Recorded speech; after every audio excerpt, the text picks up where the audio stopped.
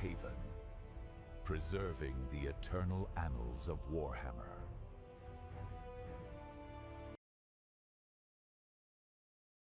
The stars had grown tired. Once brilliant, once vast in their glittering arrogance, they now trembled like old men holding a flame too long. Their light thinned across the black gulfs of space, and in that dimming silence a single presence stirred. A throne long entombed within crystalline vaults shifted as the figure upon it rose. The silent king, Zarek, opened his eyes, though what remained within those sockets was neither mortal sight nor mortal soul.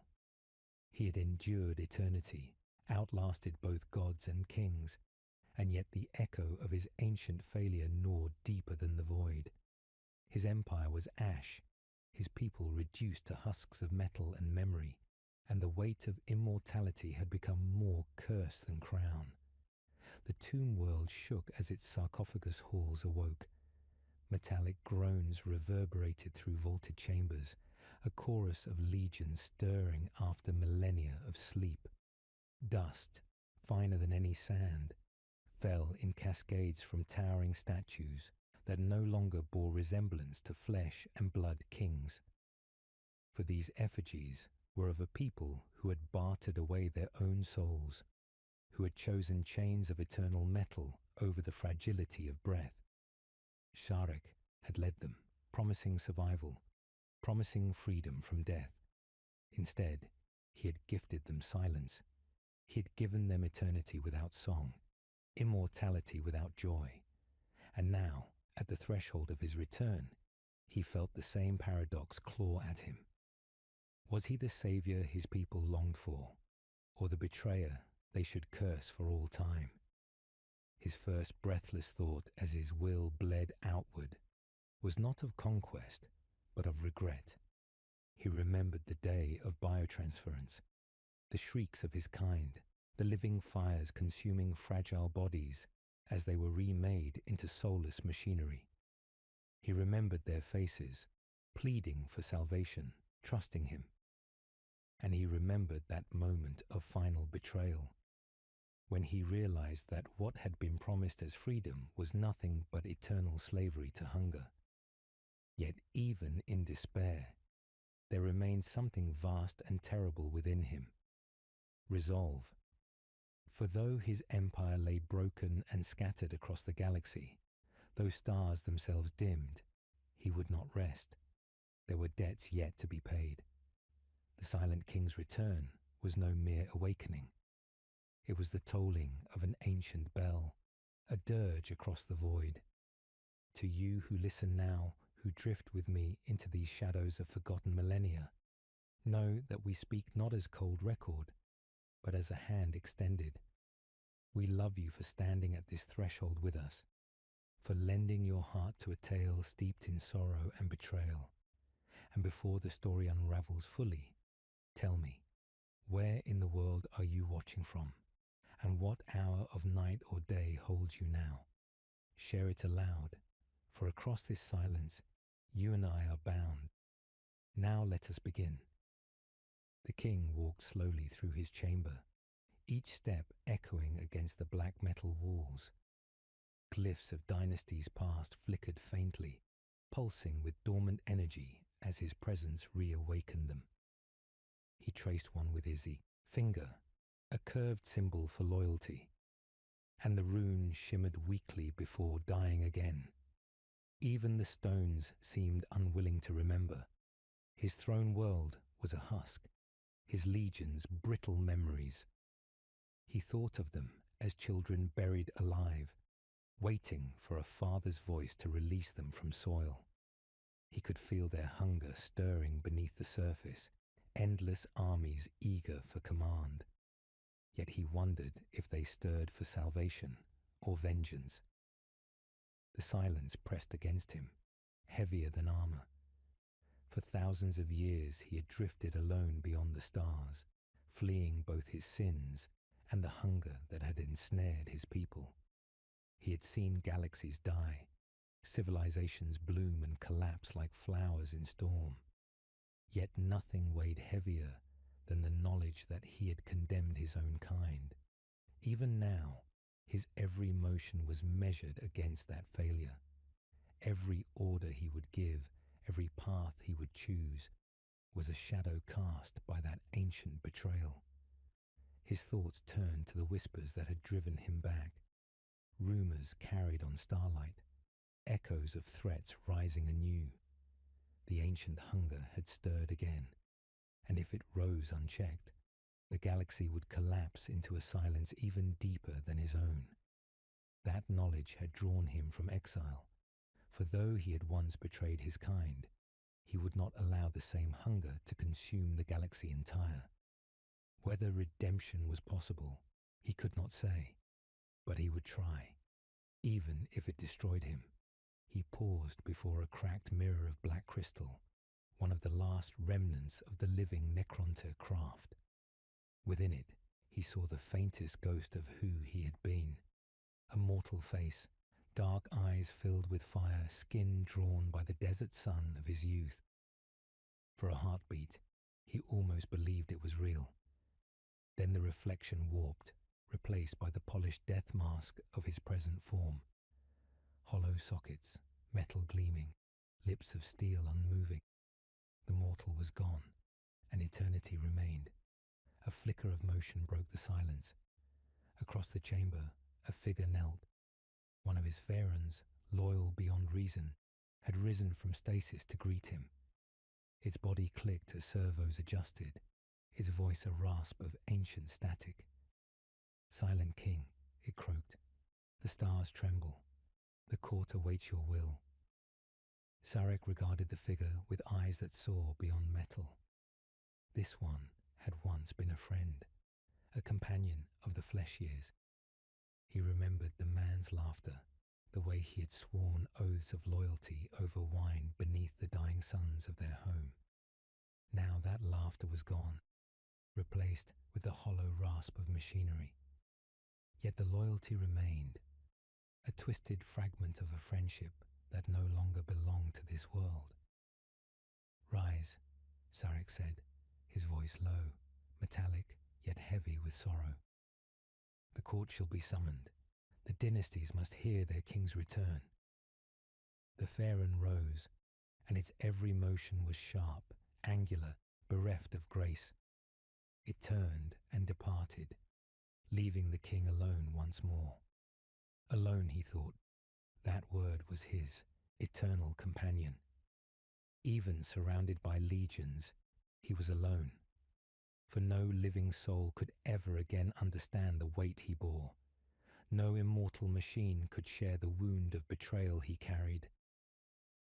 He stepped onto a balcony that overlooked the tomb world. The skies were bruised violet, storm-racked, heavy with radiation. Below stretched endless plains of black stone, dotted with monolithic pylons humming with dormant power. The horizon was jagged with the silhouettes of catacombs and obelisks, their tips glowing faintly as systems reawakened. And beneath, deeper still, the silence of a billion warriors called to him. He could feel their unspoken question. Why? Why return now? Why wake us again? His gaze drifted to the stars above. Some flared with last light before collapse. Others barely glimmered at all. It was a dying galaxy, old and weary, a mirror of his own withering spirit. Yet in its fading he saw also the glimmer of possibility. Perhaps in the ashes of collapse lay the chance for something unexpected. Perhaps even in this silence he could forge strange friendships across the stars, alliances once thought impossible, bonds that could defy the hunger that had betrayed them all. The thought lingered, unsettling him.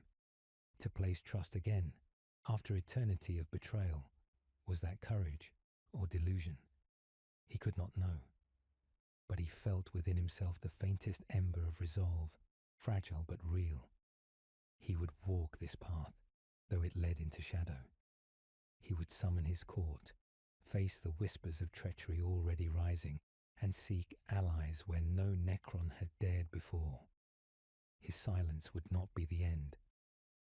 Above him, a dying star flared one last time, then collapsed into darkness. Sharek lowered his head in acknowledgement. An empire had ended. Another was beginning. And in the stillness of his throne world, the silent king whispered the first command of his return. The council chamber lay beneath vaults of obsidian, a cathedral carved from silence itself. Vast pillars of black metal rose into shadow, etched with dynastic glyphs that pulsed faintly as if remembering voices long extinguished. A crescent table encircled the center, its surface glimmering faint green, projecting shifting constellations of the galaxy. Broken dynasties marked as dim stars, loyal ones as brighter embers. Upon his throne of jagged crystal, Sarek, the silent king, watched them gather. They came one by one, the lords of scattered legions, emerging from the long dark of stasis. Each entered draped in the heraldry of their once proud dynasties, cloaks of tattered metal, crowns etched with forgotten sigils, staffs crowned with hollow gems. They were not men, but echoes, remnants of a race whose souls had been bartered for eternity. Their eyes glowed cold fire, their motions measured, every step a reminder that flesh and laughter were long extinguished. The first to kneel was Pharaon Akathet, once a commander of 1,000,000 suns. His armor gleamed bronze beneath the dim light, and his voice rasped like rust scraping glass. Silent King, the stars themselves have bent to your awakening. Speak, and your court shall heed. But not all knelt. Some lingered in the shadows, their silence a rebuke. Lord Seraptek, a towering figure of obsidian plating, stood with arms crossed. His dynasty had suffered most during the long sleep. Worlds lost, tombs consumed by invaders, his people broken. Bitterness radiated from him like poison. We stir from eternity only to find ruin. Where was our king when the galaxy consumed us piece by piece? His voice was heavy with accusation, his eyes like dying stars. Murmurs of agreement spread among the gathered lords. The chamber darkened as if the very air recoiled from discord. Sarek did not flinch. His hollow gaze swept across them, each motion measured as though every gesture was weighed against millennia of silence. I was in exile, he said at last, his voice low, metallic, yet suffused with sorrow.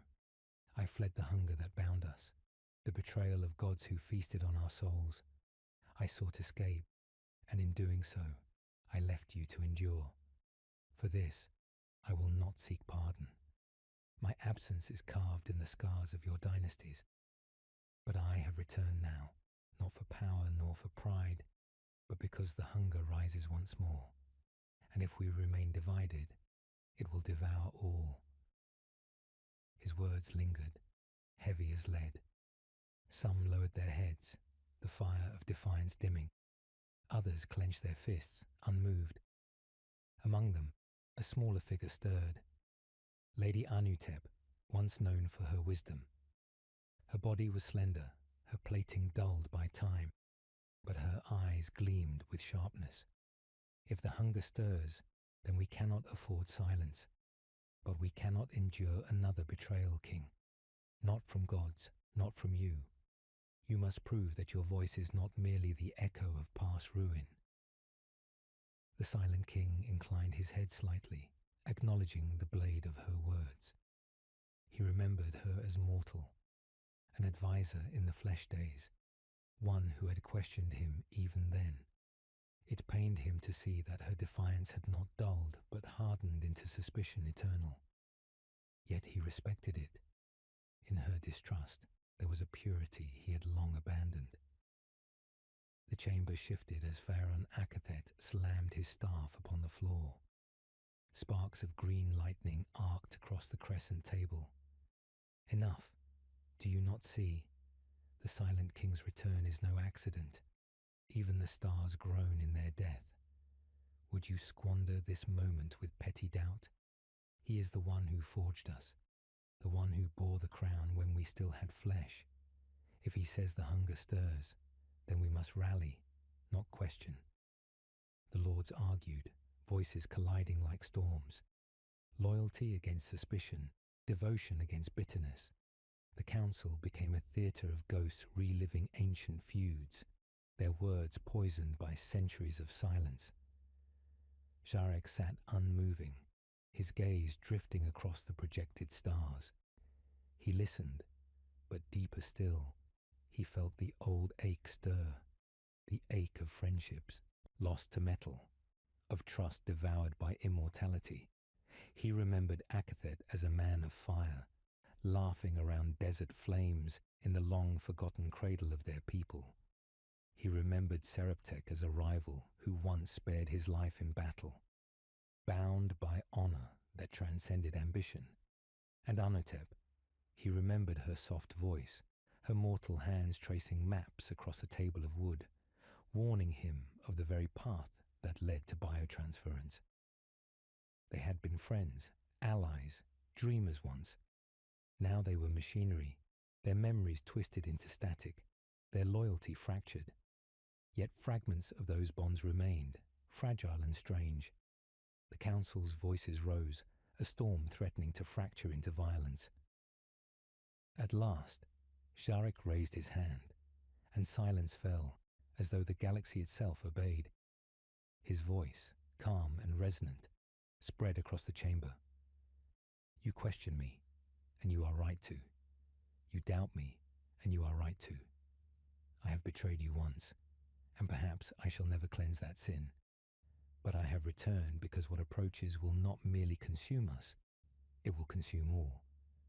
The hunger we once served does not sleep, it stirs again. I have seen the signs in the void, in the silence between stars.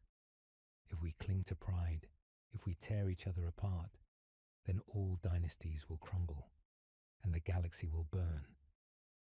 His words sank into them like weights.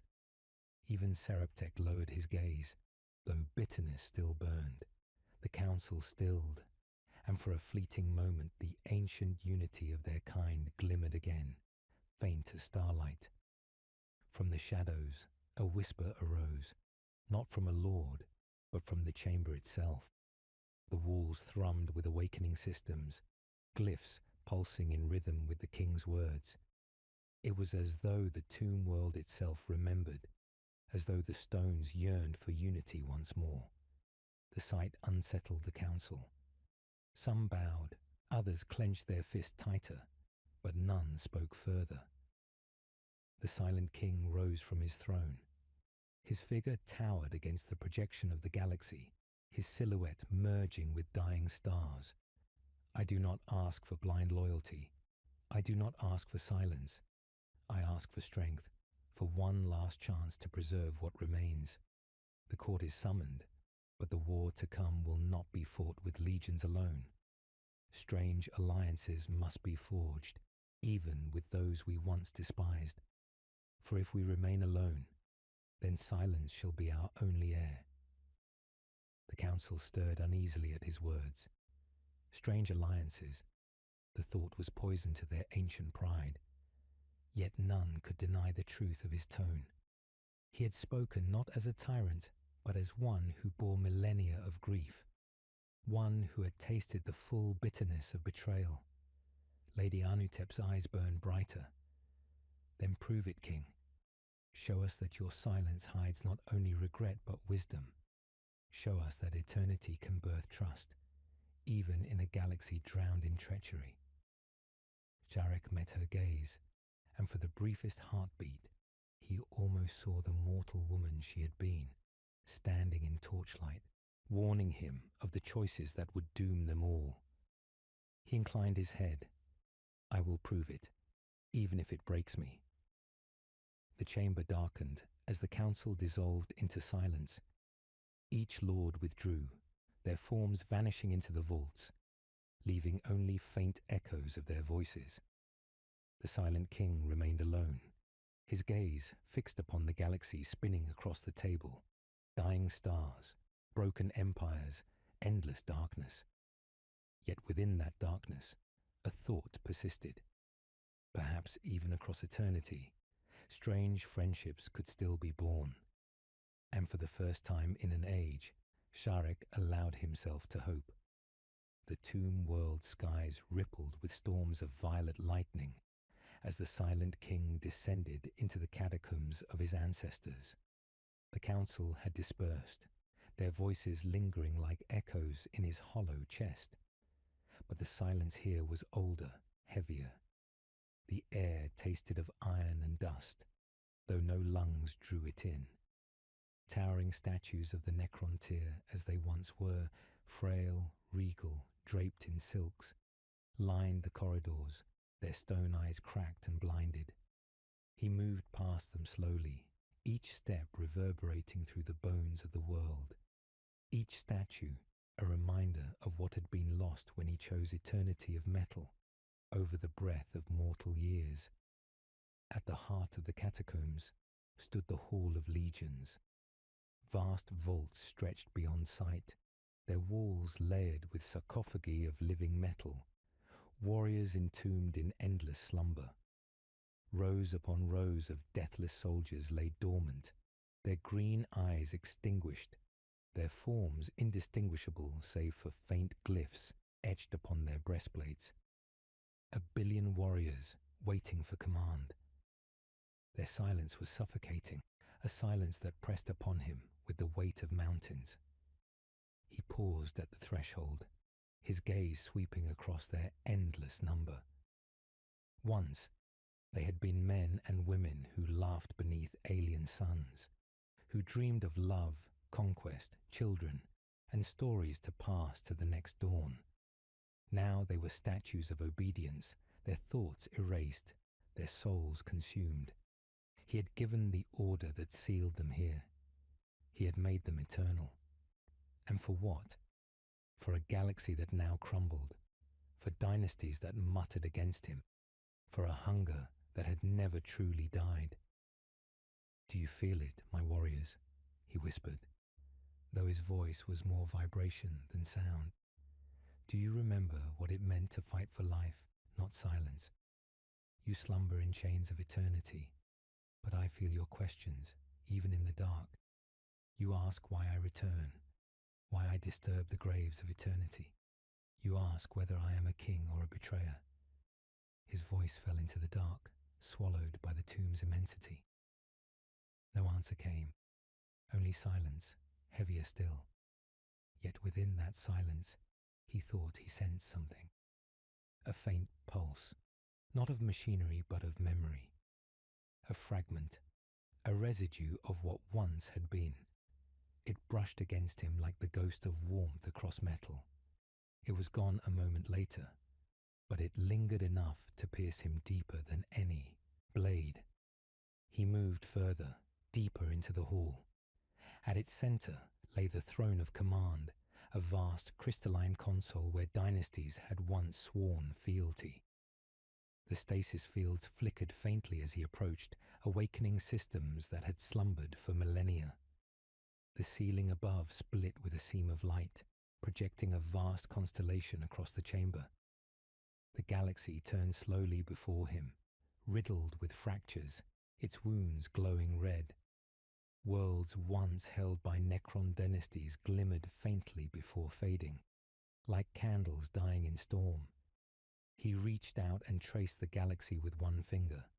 The light bent around him, shifting to reveal the scars of time.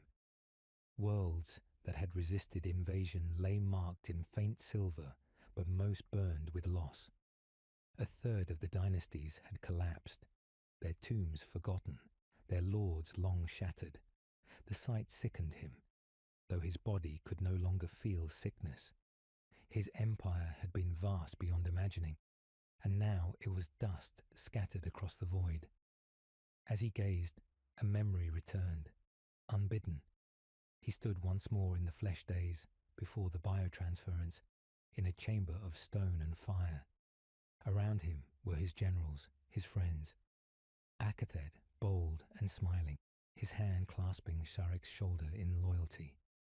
Seraptek proud, his voice sharp but filled with honor, and Akhnutep, her eyes dark with worry, whispering warnings that burned with truth. They had believed in him. They had trusted his vision of survival, and he had broken them all. The memory shattered. He found himself staring at the present, at a galaxy hollowed and bleeding. For a long while, he said nothing. His silence was a mausoleum. Then, from behind, came the sound of metal striking stone. He turned. A figure emerged from the shadows, its form slender, its armor etched with sigils unlike any Necron design. It was not one of his lords, nor one of his legions. The figure's face was veiled, its eyes burning violet. A living soul flickered faintly within it, not bound in the same way as his kind. An intruder. Yet no alarms had stirred, no guardians had risen. It was as if the tomb itself had permitted her entrance. The figure lowered its hood. An Eldar, her features sharp, her bearing solemn, her eyes, ancient yet alive, met his with something between sorrow and defiance. "Silent King," she said softly, her voice carrying like song through the tomb. "At last, the galaxy trembles again at your awakening." Sarek regarded her, his gaze unreadable. His court had not summoned her. His guards had not barred her. Yet here she stood, unafraid. "You walk where no living has walked," he said, his voice cold as stone. "Why does an elder stand in the heart of my tomb world?" She stepped closer, her every motion deliberate, her eyes never leaving his. "Because the hunger you fled stirs once more. I have seen it in the skeins of fate, in visions that haunt even the craft-world seers. The doom that devoured your people seeks again to rise. You cannot face it alone." The words cut through him sharper than any blade. To hear them from an Eldar, one of a race that had mocked and warred against his kind even before the chains of metal, was almost unbearable. Yet her tone was not mockery. It was truth, heavy and bitter. "You speak of alliances," he said slowly. "Between us, there has only ever been blood. Why should I hear the counsel of one whose people spat upon my own?" Her eyes softened, though sorrow lay within. "Because the galaxy no longer remembers your pride nor mine. It remembers only ruin. If the hunger rises, it will not stop with Necron or Eldar. It will consume all. You have lived long enough to know the weight of betrayal. You must also learn the weight of trust, though it comes from a stranger." Silence swallowed the chamber. The legions slumbered, the stars burned dim above, and between them stood two enemies who might yet be bound by something stranger than war. Jarek studied her, and though centuries of pride and bitterness raged within him, he felt again that faint ghost of warmth, that whisper of memory in the silence. Perhaps it was madness. Perhaps it was hope. At last, the Silent King inclined his head. "Strange words, Eldar. Strange indeed. Yet perhaps in strangeness lies survival. Speak then. Let me hear what the stars have shown you." Her lips curved faintly, not in triumph, but in relief. She stepped closer, her voice lowering as though the tomb itself listened. "Then listen, King of Silence. Listen, for the galaxy has not much time." The stars flickered above them, as if trembling at her words. Her presence seemed to disturb the very stillness of the tomb. Where she stood, the air felt alive, vibrating faintly with energy alien to Necron halls. Her robes, stitched with strands of starlight and woven runes, shimmered as though the galaxy itself clung to her skin. The Silent King regarded her without moving, his tall frame cast in shadows by the dying glow of the galaxy map above. She did not flinch under his gaze. Instead, she closed her eyes and raised a hand, as if to draw the unseen skeins of fate into her grasp. "Do you know what I saw when I followed the strands here?" she whispered, her voice more like a lament than a challenge. "I saw rivers of fire spilling across void-born cities. I saw your legions marching not as saviors, but as echoes, their steps shaking worlds into ruin. And I saw a hunger stirring behind it all, a hunger older than even your silence." The Silent King's voice was steady, though beneath it coiled the iron ache of recognition. "The hunger. You speak as if you know its name." Her violet eyes opened, glinting in the dim. "Names are fragile things, King. The one you knew, we knew also. The gods you cursed, we cursed. They fed on us as well, though we were too proud to see it until it was too late. Now their shadow gathers again."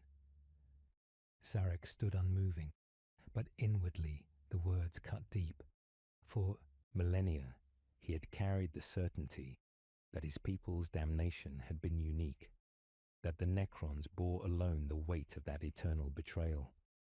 To hear that the Elder too had been prey to the same hunger unsettled him in ways he could not show. "You trespass upon the sanctity of this hall," he said at last, his tone heavy as stone. "Why risk yourself to bring me warnings I do not need? Do you expect me to believe the Eldar would help the butchered remnants of a broken empire?" Her lips curved faintly, not quite a smile, not quite scorn. "Do you think I am here on behalf of my people? No, they would sooner see your tombs buried under starfire than hear me speak these words. I came because I saw it. Your face, your crown of silence, bound to the fate of the galaxy. I came because the threads of destiny coil around you, and I could not ignore them." For the first time, Sarek shifted. His gaze lowered, if only slightly, to study the figure before him. A mortal race, fragile as all mortals were, yet within her eyes burned conviction unshaken even by fear. He wondered if in her he saw a reflection of those friends he had lost to eternity, men and women who once dared to speak truth, even when silence would have been safer. "You would place trust," he said slowly, "where history drips only with blood and betrayal. You would stand before a king who sold his people's souls and call him the thread of destiny. Either you are a fool or you are mad." Her gaze did not waver. "Perhaps both. But I know this. You cannot fight the hunger alone. Your dynasty's fracture, your lords whisper rebellion. You will need more than steel legions. You will need voices beyond your own. And though I am neither ally nor friend, I will give you this truth. Strange friendships will save you, or you will be consumed with all the rest." The words lingered in the chamber, weaving themselves into the silence like chains of iron. Sarek turned away, his cloak of shadow falling across the dormant legions. He stood before them, staring into their lifeless sockets as though searching for counsel. Yet none came. Only silence, his oldest companion. When he spoke again, his voice was quieter, though no less heavy. "Your words strike deep, Eldar. But trust is ash to me. I trusted gods who promised salvation, and they devoured us. I trusted dynasties, and they conspire even now. Trust is the weapon that has always cut my throat." She stepped closer, her footsteps whispering against the black stone. "Then do not call it trust. Call it necessity. Call it survival. Call it anything that lets you reach across the gulf of hate. For the hunger that comes does not care for pride. It will devour Necron and Eldar alike, and the galaxy will not mourn either of us." He turned back toward her, his hollow gaze unflinching. "If I were to listen, what then? What do your visions tell you of the path that lies ahead?" Her hands tightened at her sides, as if the memory of her vision itself wounded her. "I saw worlds collapsing into silence. I saw you at the center, crowned not in triumph but in grief. I saw a choice that will demand from you everything you have left, whether to bind your silence to others and preserve a fragment of the galaxy, or to cling to pride and see it all dissolve. I cannot tell you which you will choose, only that the choice will come, and soon. A low tremor rippled through the chamber, the tomb itself shifting in response to her words. Dust cascaded from the statues, and for a moment the legions seemed to stir, though no eyes opened. Zarek's grip tightened on the arm of his staff. "Visions," he muttered, voice hardening. "Whispers and shadows. You speak of choices, but I am no prophet.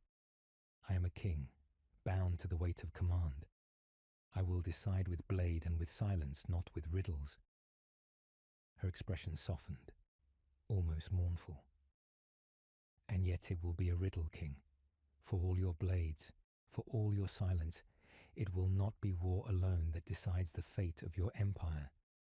It will be who you dare to stand beside when the void calls." They stared at one another, ancient enemy and exiled ruler, their silence deeper than words. Around them, the tomb whispered faintly, as if the dead themselves strained to hear. At last, the silent king spoke. His tone was iron, but beneath it a faint crack trembled. "You bring me truth, though it burns. I will not cast it aside.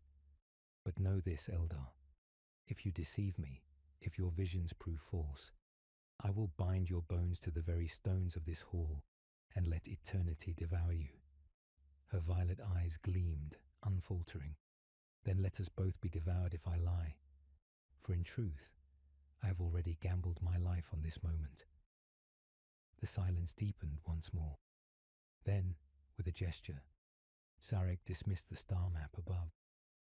The galaxy's light vanished, plunging the chamber into darkness lit only by the faint glow of their eyes. His hollow green, her living violet. Opposed, and yet, for the first time, not entirely divided. The storm above the tomb world roared, lightning spilling across the horizon as though the stars themselves recoiled. Within the chamber, the silent king's voice fell like a verdict. "Very well. Speak your visions to the court. Let my lords hear them. If betrayal is to come, let it come before all. And if unity is to be forged, it will be born in the furnace of their doubt." The elder bowed her head once, not in servitude, but in solemn pact. The path between them was treacherous, fragile as fractured glass, but it existed now, undeniable.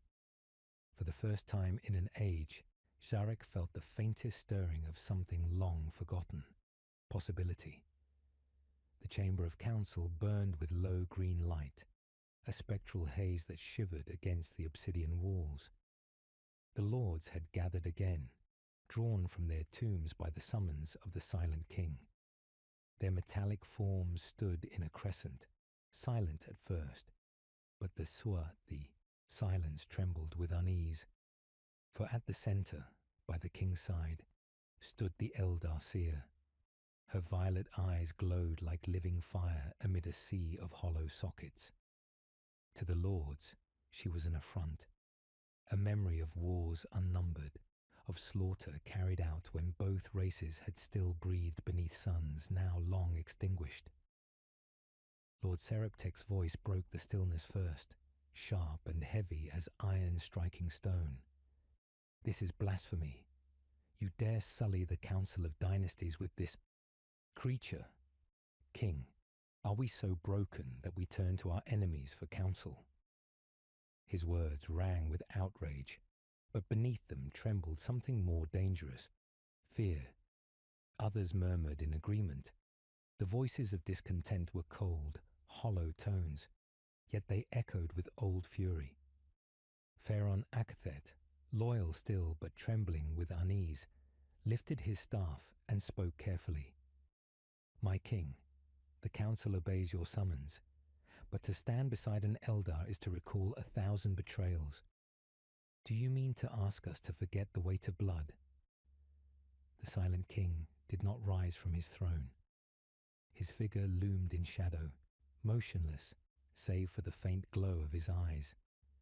His voice, when it came, was measured, carved from patience sharpened by grief. I do not ask you to forget. I ask you to see. The hunger we fled, the gods who devoured us, stir once more. And this seer has seen what even I cannot. Visions that tie our fate not only to our own silence, but to the galaxy entire. Would you blind yourselves because her face is that of an enemy? Would you let pride devour you when a greater devourer waits beyond? The council stirred, restless, divided. The elder lifted her chin, her gaze sweeping across the assembly with neither arrogance nor submission. She spoke, her voice soft, yet each word pressed into the chamber with the weight of prophecy. I know your hatred. I know it well, for my people share it. But hatred will not shield you. I have seen threads unravel, dynasties fall not by battle, but by their refusal to bend. The hunger comes, and it will not pause to ask which side you are on. A storm of anger erupted. Seraptek's fist crashed against the table, sending arcs of green lightning through its surface. Lies, poisonous lies spun to weaken us. What greater betrayal than to invite the whispers of an Eldar into our very heart? His eyes flared brighter, turning on the king.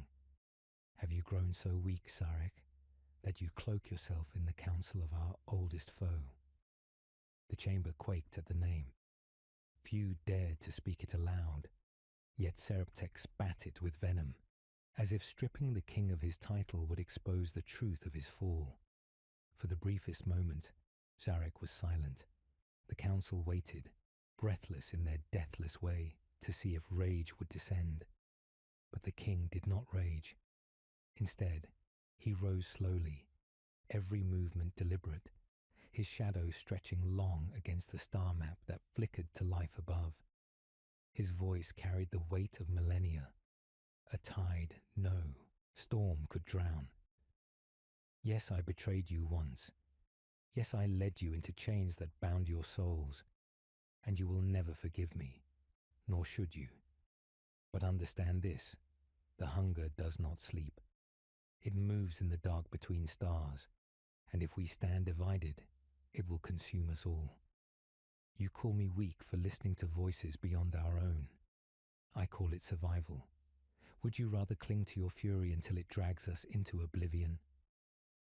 His words stilled the chamber, though not all were moved. Lady Anutep stepped forward, her voice level, sharp as tempered glass. If survival demands strange alliances, then let us not blind ourselves with pride. But know this, King, if she deceives us, if even one word of her visions proves false, then your return will mark not redemption, but final ruin. The Eldar's gaze shifted to Anutep, and for a moment the two women, though divided by race, seemed bound by shared defiance. The seer bowed her head slightly. Then let me be held to that oath. If I deceive you, let eternity consume me. The murmurs softened, though bitterness still simmered. Seraptek's fist clenched, his armor humming with restrained rage. His voice dropped lower, colder. Mark me, King. If this ends in betrayal, it will not be her bones alone that are bound to these stones. It will be yours as well. You led us once into damnation. Do not lead us again. Sharek regarded him, unflinching. Then let us both be judged when the time comes. But until then, you will obey. My command has not ended, and my silence is still law. The council bowed, some in loyalty, some in anger, some in the hollow ritual of obedience. The chamber dimmed, the star map collapsing into darkness. The lords withdrew one by one, their forms melting into shadowed corridors, their mutters trailing like ghosts. Yet the unease remained, a wound beneath the skin of unity. When the last had gone, the silent king turned to the seer. Her face was unreadable, her eyes distant, as if seeing strands that none else could.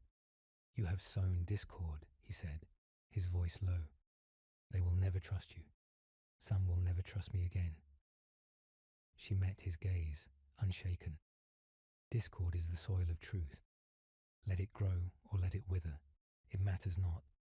The choice they will face will strip them bare, and in that moment, truth will remain." He studied her, weighed her words in the hollow chambers of his thoughts.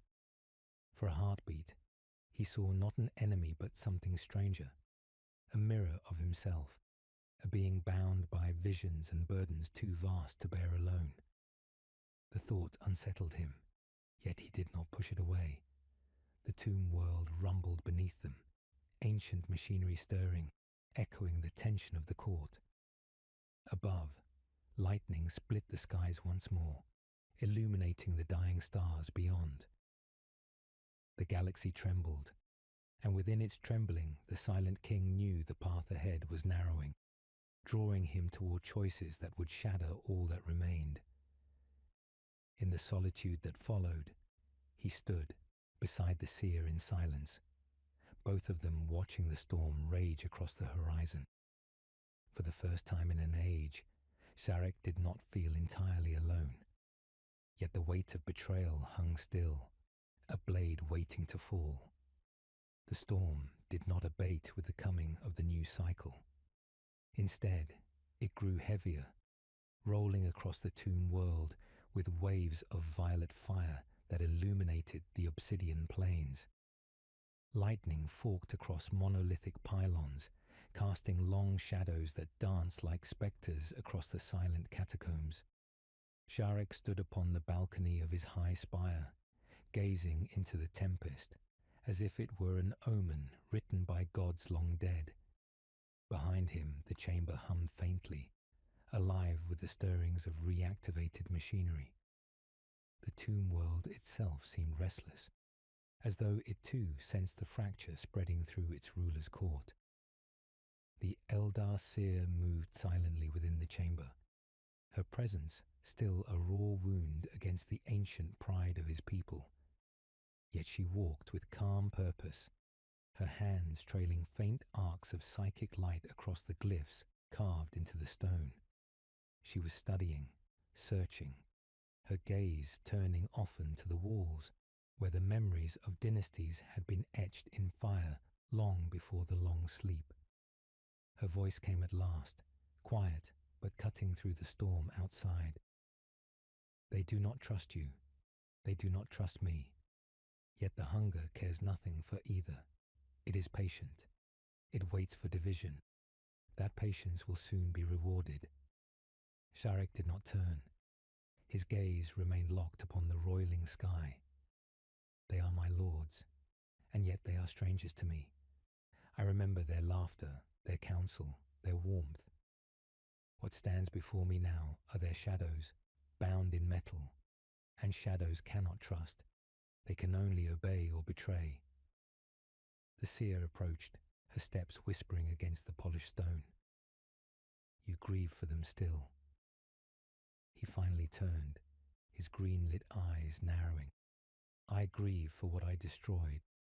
I gave them eternity. I stripped them of the only thing that made them more than weapons. I cannot grieve for the machines they have become." For a long moment she studied him, her violet gaze unflinching. "And yet, in your silence, I see something left of the man who once was. The hunger did not devour that. It waits, but it did not succeed. Perhaps that is why fate coils itself around you."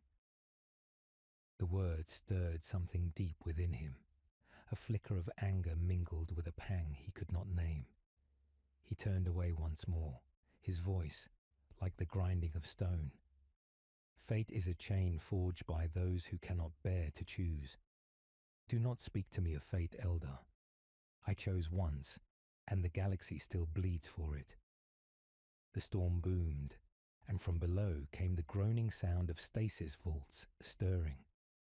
The silent king's commands had rippled outward, awakening tombs across the plains. Warriors began to stir in their endless rows, their eyes flickering faint green.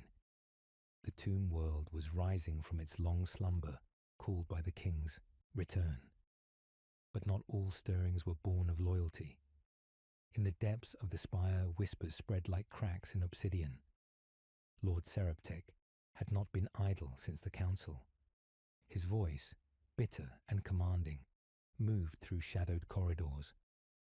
To his followers, he whispered of betrayal, that the king had fallen to madness, that to follow him now was to follow ruin once more. His promises were laced with poison, but poison was sweet to those who had long slumbered in silence.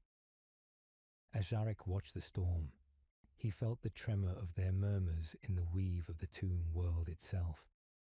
The rebellion was still only a seed, but it grew swiftly in darkness. He closed his eyes for a moment, tasting the bitterness of inevitability. Trust was crumbling, even as he had sought to rebuild it. The seer sensed his silence. They plot against you. He opened his eyes, fixing her with a stare that betrayed no surprise. Of course they do. My return is not salvation to them. It is a reminder. To them I am not their king. I am the one who broke them.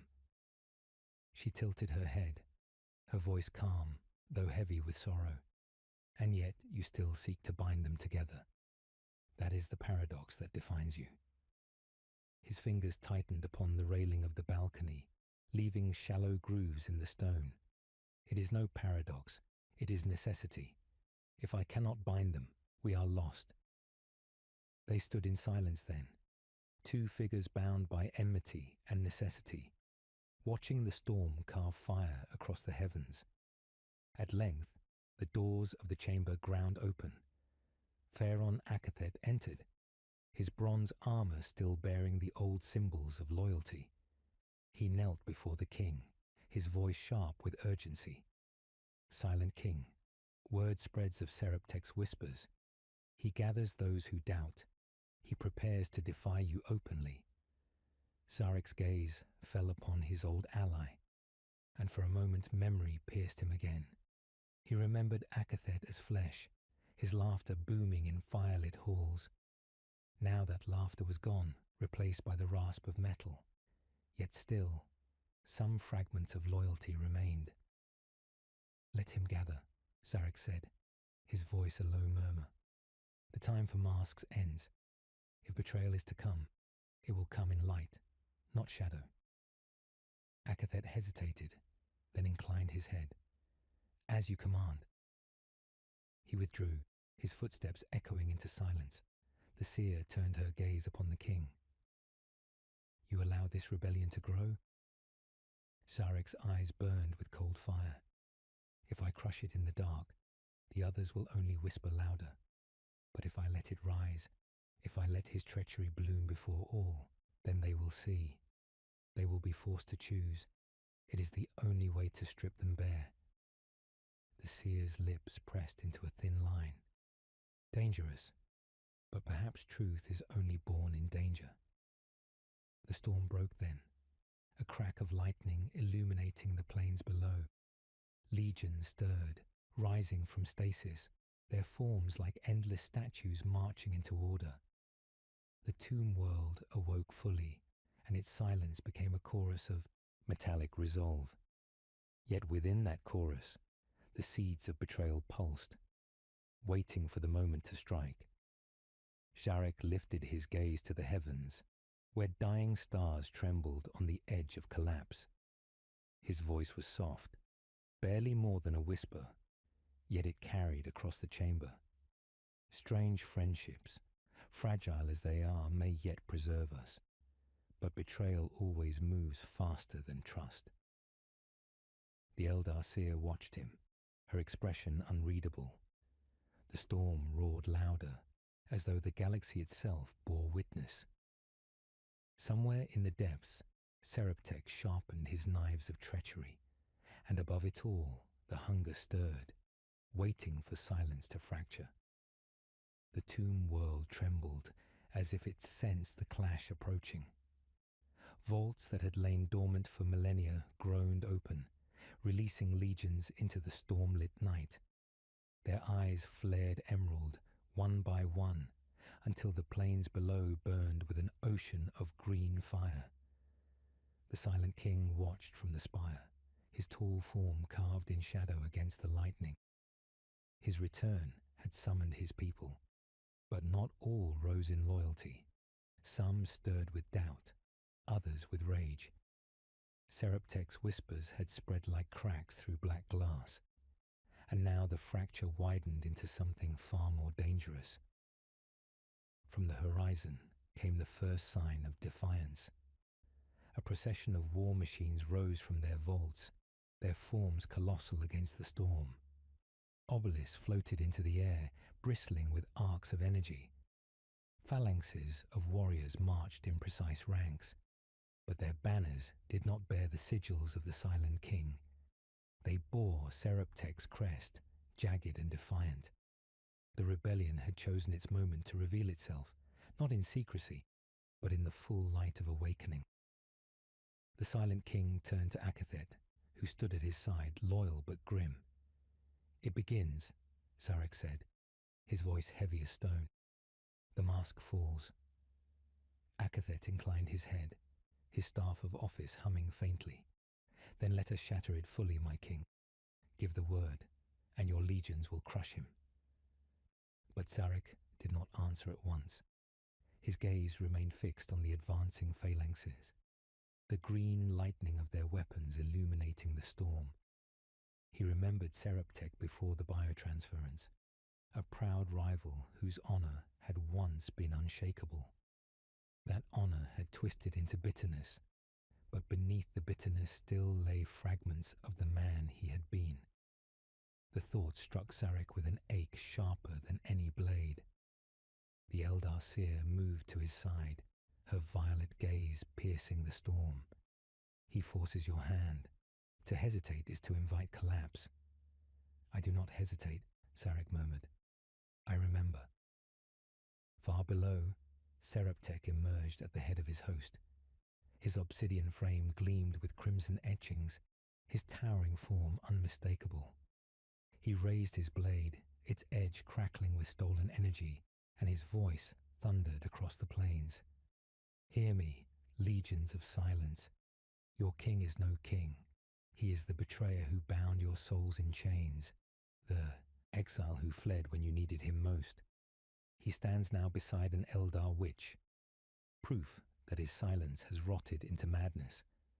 Will you follow him again into ruin?" The legions stirred, their eyes flickering with uncertainty. Some shifted their stances, torn between ancient loyalty and Seraptek's venom. The storm crackled, as though the stars themselves waited for the choice. The Silent King stepped forward, his cloak of shadows unfurling. His voice, amplified by the tomb world itself, rolled across the battlefield like thunder. "Yes, I betrayed you once. Yes, I left you to endure the long dark. I will not deny what I am. But Seraptek, hear me, all of you, speaks not of salvation, but of vengeance.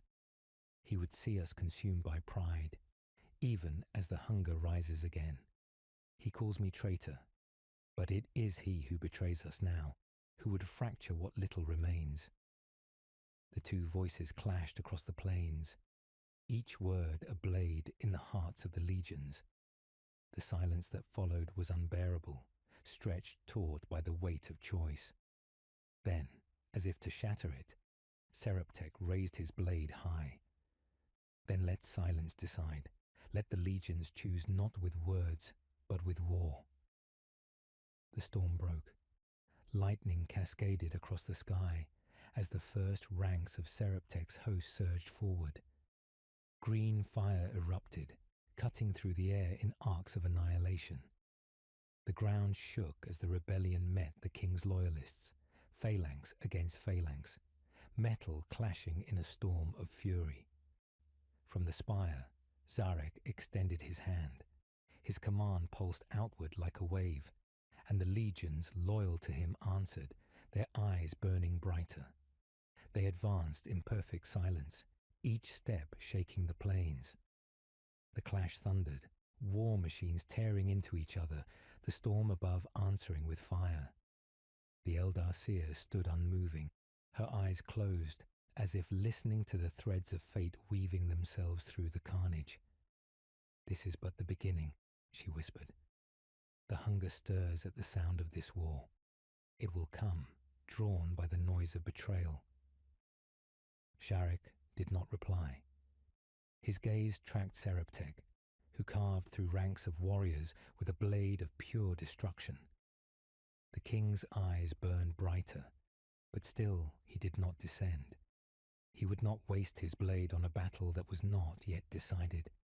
He would let truth reveal itself in the crucible of loyalty. Hours stretched like centuries. The plains burned with emerald fire, rivers of molten stone carving scars into the earth. Yet neither side yielded.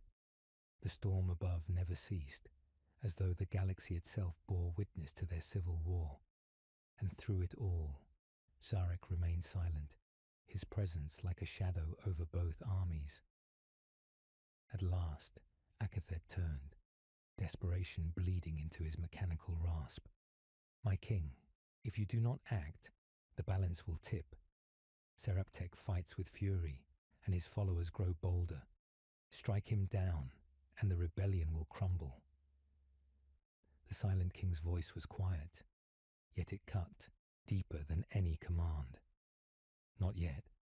If I strike too soon, they will say I silenced dissent with my own hand. But if Seraptek damns himself before their eyes, they will see the truth." As if answering his words, Seraptek's fury grew unchecked. He carved through even his own warriors when they faltered, his blade sparing no one who hesitated. The legions began to falter not from the king's might, but from their lord's cruelty. Fear spread, sharp and bitter, and eyes that had once glowed in loyalty to Seraptek dimmed in doubt. The Silent King stepped forward at last, his figure descending from the spire, his form illuminated by the storm. Every eye turned toward him, both loyal and rebellious. He walked through the battlefield unhurried, untouched by the chaos around him. The storm seemed to still, if only for a heartbeat. Seraptek turned, his blade dripping with the energy of fallen kin. "At last, the coward shows himself." His voice was thunder, his steps heavy as he advanced. "Come then, betrayer. Let silence end with your death." The two stood across from one another, storm and fire raging around them, armies pausing as if the galaxy itself held its breath. The Silent King's voice was calm, sorrowful, yet resolute. "This is not what I sought, Seraptek. I wanted unity, even for you, but you have chosen betrayal." Seraptek roared, raising his blade high. "I choose freedom." The Silent King raised his staff, emerald fire crackling across its length. His words fell like judgment. "Then let silence judge between us." The battlefield froze as the first blow fell, the storm splitting above, stars trembling at the clash of king and betrayer. The first strike rang out like a tolling bell across the storm-drenched plains. Seraptek's blade, searing with crimson energy, crashed against the Silent King's staff of command, unleashing a burst of emerald fire that blinded both armies for a heartbeat. The ground quaked beneath the force, stone shattering into rivers of molten rock as lightning split the heavens above. For a moment, it seemed as though the galaxy itself recoiled from their clash, as though the stars trembled at the weight of ancient betrayal reborn in steel. They circled one another, kings of ruin. Seraptek moved with the fury of a storm unchained, every blow thunderous, every strike a scream of defiance. The Silent King's movements were slower, deliberate, each parry measured with sorrow as much as strength. He was not a warrior seeking triumph, but a ruler carrying the burden of judgment. Every clash of their weapons rang not only with violence, but with memory. The memory of once shared honor, of loyalty turned to poison. Around them, the battlefield stilled. The legions, both loyal and rebellious, froze in their endless ranks, their hollow eyes fixed upon the duel. Even the war machines, titanic engines of death, hesitated as if bound by some deeper law. All watched their lords, knowing the outcome would decide not only who commanded them, but whether unity or fracture would define their eternity. Seraptek struck again, his blade carving a great wound into the earth, where Sarek had stood only moments before. "You call yourself king," he roared, his voice carrying across the storm. "But you are no ruler. You are a coward who traded our souls for silence, then fled into exile while we burned. I will free us from your chains, even if it takes my last breath to do so." The Silent King's reply was quiet, yet it cut through the storm with terrible weight. "You speak of freedom, but what freedom do you offer? Only vengeance, only ruin. You would tear down what little remains and leave our people shattered for all eternity." Seraptek's laugh was a broken, jagged sound, better shattered than enslaved to your silence. He lunged, his blade a crimson arc of hate. Sarek met it with his staff, emerald fire surging outward, and the two forces collided once more. The shockwave hurled warriors from their feet, shattered pylons, and split the sky in two.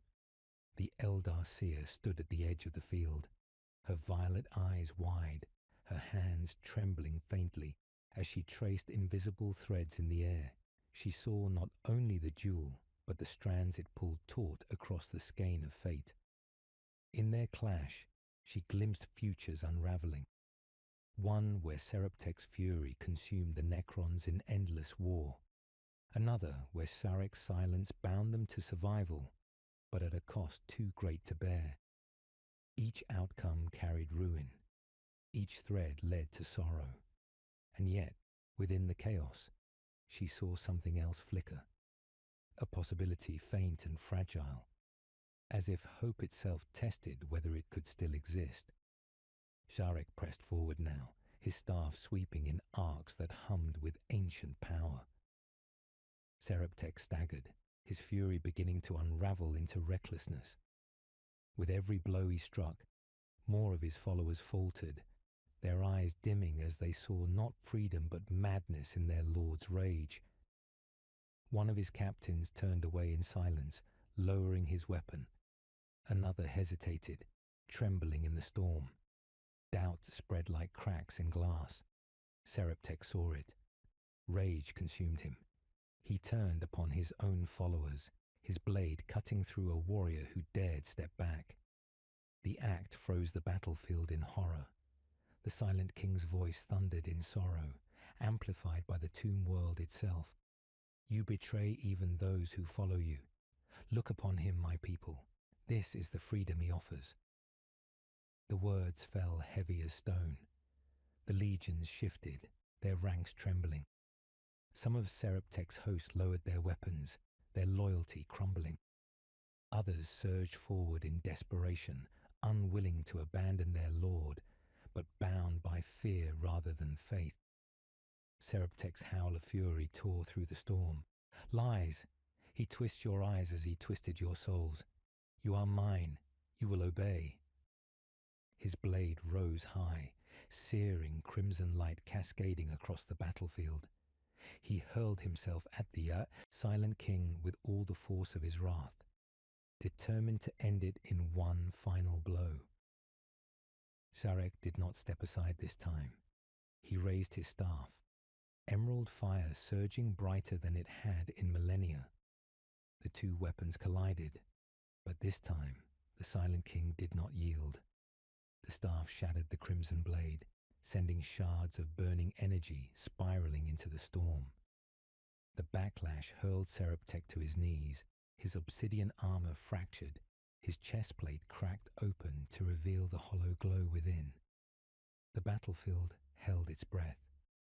The silent king stood over his fallen rival, his staff raised, the power to end it burning at his command. All eyes turned to him, waiting for the judgment that would seal their fate. But Sarek did not strike. His voice fell instead, sorrowful, weighted with eternity. Seraptek, once my rival, once my brother in arms, I would have stood beside you again if you had chosen unity over rage, but you chose betrayal, and yet I will not end you. Your fate will not be silenced by my hand, but by your own choices. Let all who see know this. Loyalty cannot be commanded by fear. It can only be broken. He lowered his staff. The choice stunned the battlefield. Even the storm seemed to falter, lightning dimming for a heartbeat. The legions stared, their hollow eyes reflecting the weight of his mercy. Seraptek knelt, trembling with hate and humiliation. His broken laughter echoed like shattered glass. Mercy? You think mercy redeems you? No, king. Your mercy is weakness, and weakness will damn us all. With a roar, he staggered to his feet and vanished into the storm, his followers scattering like ash behind him. The silent king watched him go, his expression unreadable. The legions remained silent, their choice now carved into the bones of the galaxy. Many bowed their heads, not in triumph, but in recognition. Others stood unmoving, haunted by the echo of Seraptek's words. The Eldar seer approached, her voice low but steady. You spared him, yet you know he will return. Sarek's gaze did not leave the storm. Yes, betrayal never dies. It waits, it festers, it returns. But so does loyalty. What matters is which we choose to remember. The storm raged on, and though the battle had ended, its echoes carried far into the void. Somewhere beyond the stars, the hunger stirred, drawn closer by the sound of war, by the fracture of unity, by the fragile spark of strange friendship, born in the midst of betrayal. The silent king lowered his staff, the weight of command heavier than ever. The path ahead was dark, and yet he walked it still. The storm lingered long after Seraptek's retreat, a violet wound across the skies. Lightning crawled along the horizons, striking the shattered pylons and ruined monoliths where warriors had clashed. The battlefield lay hushed, littered with fragments of broken warriors and scorched stone. Yet despite the silence, the air was thick with unease. The rebellion had been broken, but it had not been ended. Its echo pulsed through the tomb world like a hidden wound, festering where the eye could not see. The silent king stood at the edge of the plain, his staff grounded in the fractured earth. His gaze swept across the legions, their emerald eyes still glowing faintly in the dark. They awaited his command, frozen between triumph and doubt. He knew their silence was not victory. It was fear. It was uncertainty. The mercy he had shown Seraptek weighed upon them as heavily as his authority. To some it was strength, to others weakness. Pharaoh Akathet approached, his bronze plating scored with scars from the battle. He bowed low, though his voice trembled with suppressed tension. My king, the legions look to you for judgment. Seraptek's treachery cannot be left unanswered. To let him live is to invite him to rise again. Already whispers spread through the ranks that your hand faltered, that mercy betrays the will of eternity. Sarek's hollow eyes turned toward his old ally. And what do you believe, Akathet? Do you see weakness in restraint? Akathet hesitated, the pause long enough to betray the conflict within. I see danger, my king. I fear what your lords will make of it. Fear is as contagious as loyalty. The Eldar seer moved closer, her violet gaze fixed on the king, her presence an intrusion that still unsettled every Necron that beheld her. He speaks truth. Seraptek will not vanish. He will gather shadows, twist them into blades, and strike when you are most vulnerable. You spared him, but the hunger will not spare you. It will feed on every fracture, every doubt, every whisper of rebellion. Mercy is a noble flame, but in this age, flames draw predators. Sharek remained silent for a long while, staring into the horizon where Seraptek had disappeared into the storm. His voice, when it came, was heavy with sorrow. Yes, he will return, and when he does, he will not come alone. But understand this, if I had struck him down, I would have silenced dissent with blood. I would have proven his claim, that I rule by fear, that I cannot abide defiance. By sparing him, I have placed the choice not upon myself, but upon the legions. They will remember not my wrath, but his betrayal. Akthet bowed lower, though unease still clung to him. The legions stood unmoving, their green eyes dimmed as though reflecting the weight of their king's words. Yet the silence was not unanimous. In the rear ranks, faint murmurs of dissonance stirred, motions too sharp, gazes that lingered too long. Betrayal, though beaten, still smouldered like embers beneath ash. The seer's eyes closed, her voice soft as if spoken to herself. Threads unravel, no matter how carefully woven. The hunger stirs closer now, drawn by the noise of your war. I feel its shadow pressing against the skein. It listens. It waits. The king turned to her, his voice quiet but edged with iron. Then let it listen. Let it hear that I will not flee again. If the hunger comes, it will find me awake, not wandering in exile. Her lips parted as though to speak, but she stopped herself, studying him instead, with an expression that mingled pity with respect. The storm broke slightly, revealing stars beyond the clouds, faint, dim, many already dying.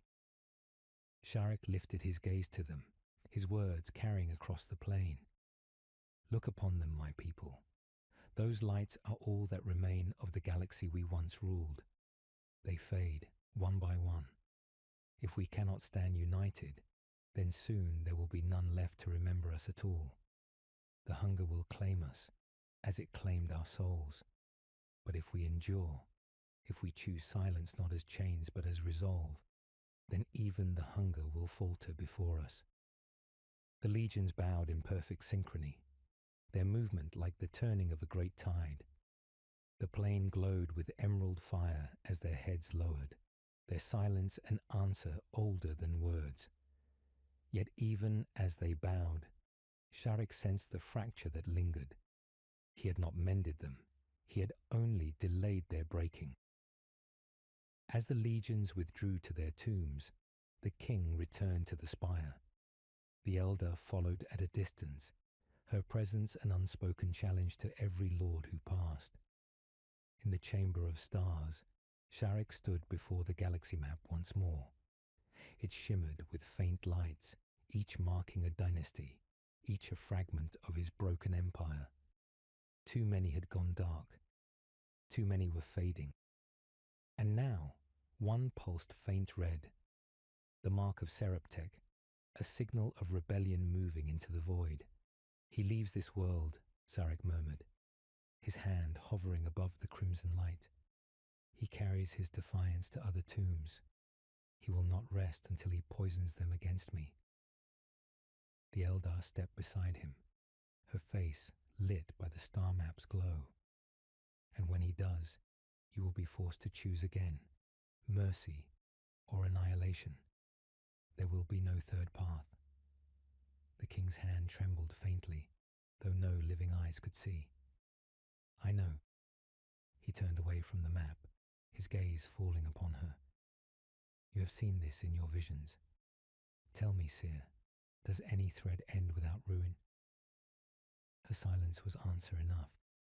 Yet after a long moment she whispered, not ruin, transformation, but the cost will be more than you can bear.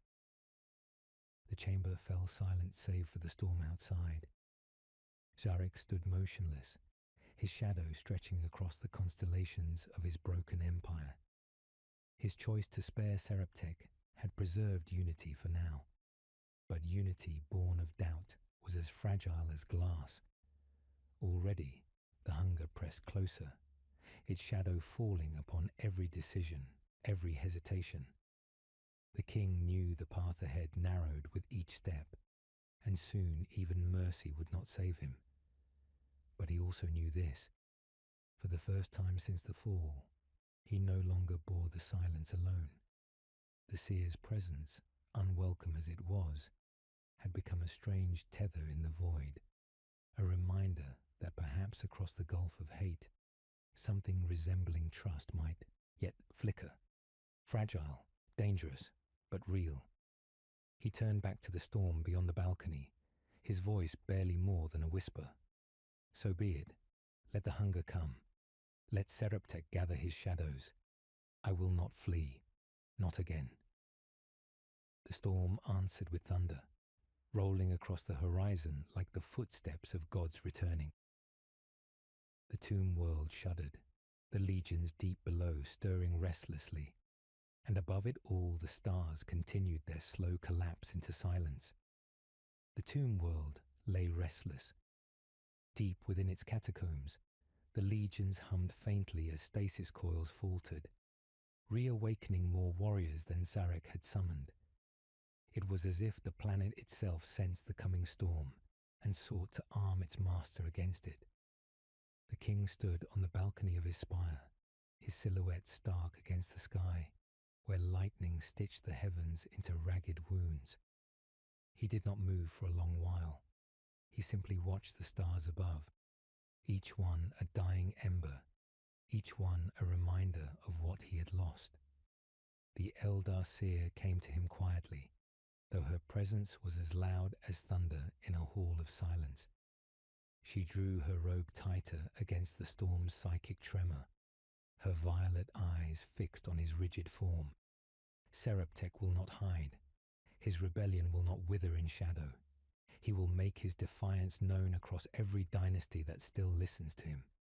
Even now, he plants doubt in tombs not yet awakened.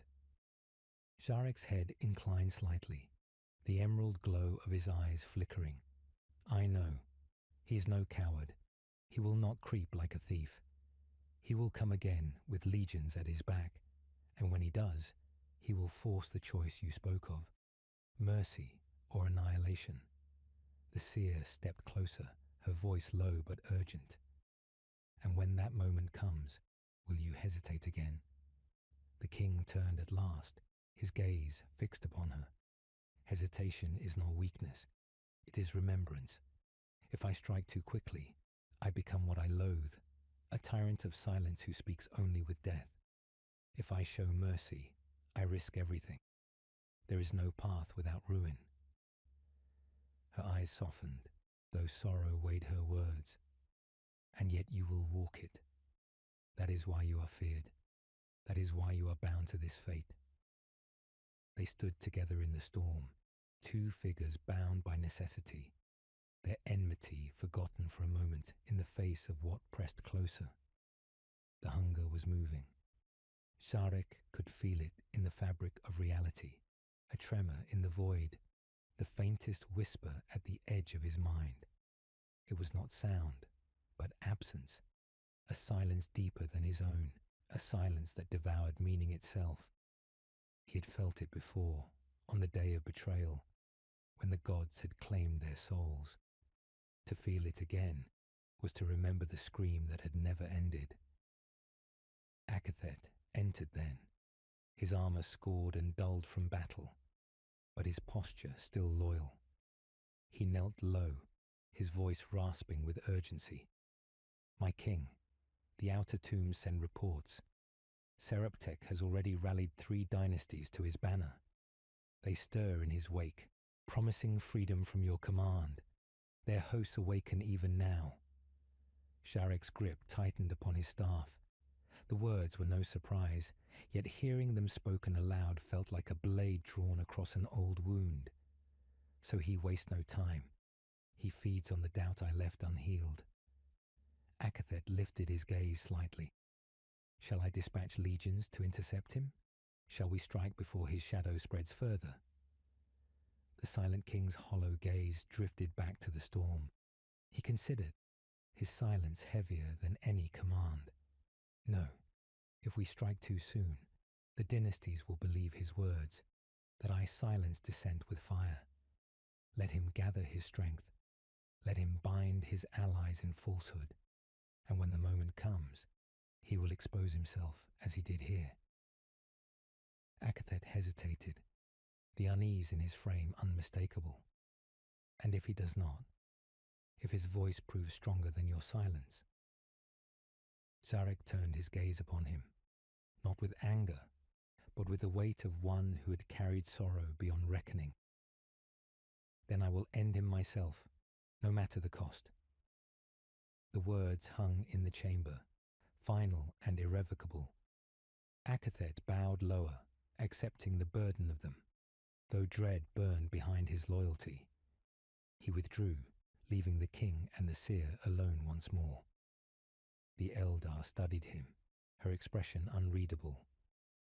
You speak of endings, but have you considered what beginning must follow? Even if you crush Seraptek, even if you face the hunger itself, what remains for your people? An empire of shadows, a dynasty of silence. Zarek's voice was low, almost weary. I do not fight for beginnings.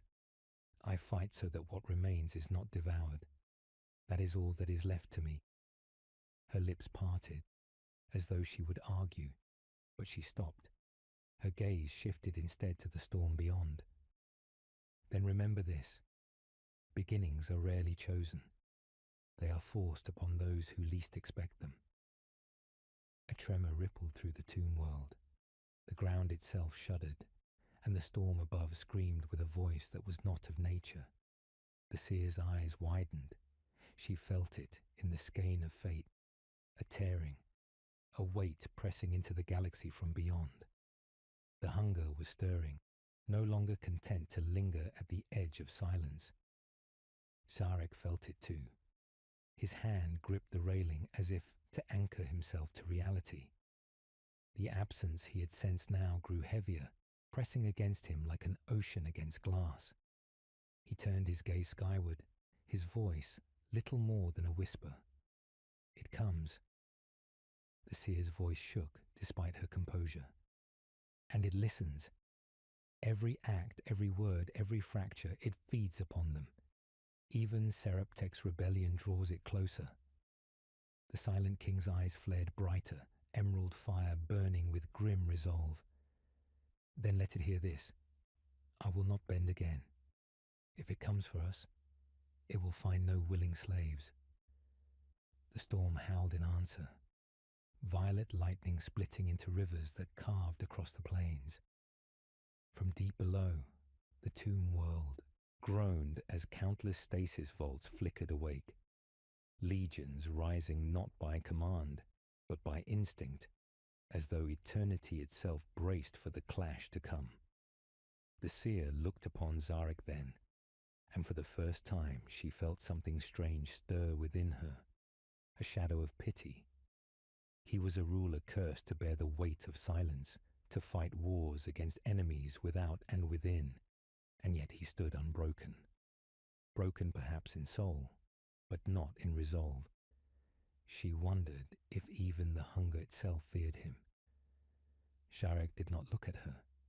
His gaze was fixed on the horizon, where stars burned faint and dying. His voice was steady, carved from sorrow and iron. The galaxy will soon demand from me a choice that cannot be undone. Mercy or annihilation, unity or fracture. Whatever I choose, it will cost more than I can bear, but I will choose. I will not flee again. The storm screamed louder, as though the void itself listened. The tomb world trembled, armies stirring, machines awakening, destinies converging.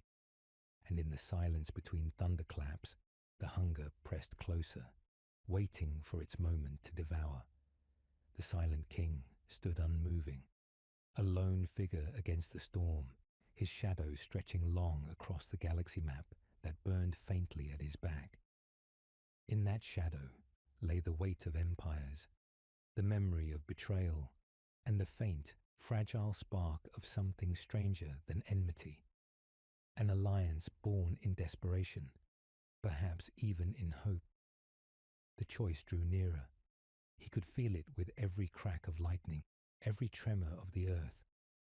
The silence he had carried for millennia was no longer enough to shield him. Soon it would be broken. The storm broke into a pale silence, but it was the silence of unease, not peace. The plains lay slick with the remnants of lightning fire, the black stone gleaming like obsidian glass. Far above, the stars seemed dimmer, as if retreating from what they had witnessed.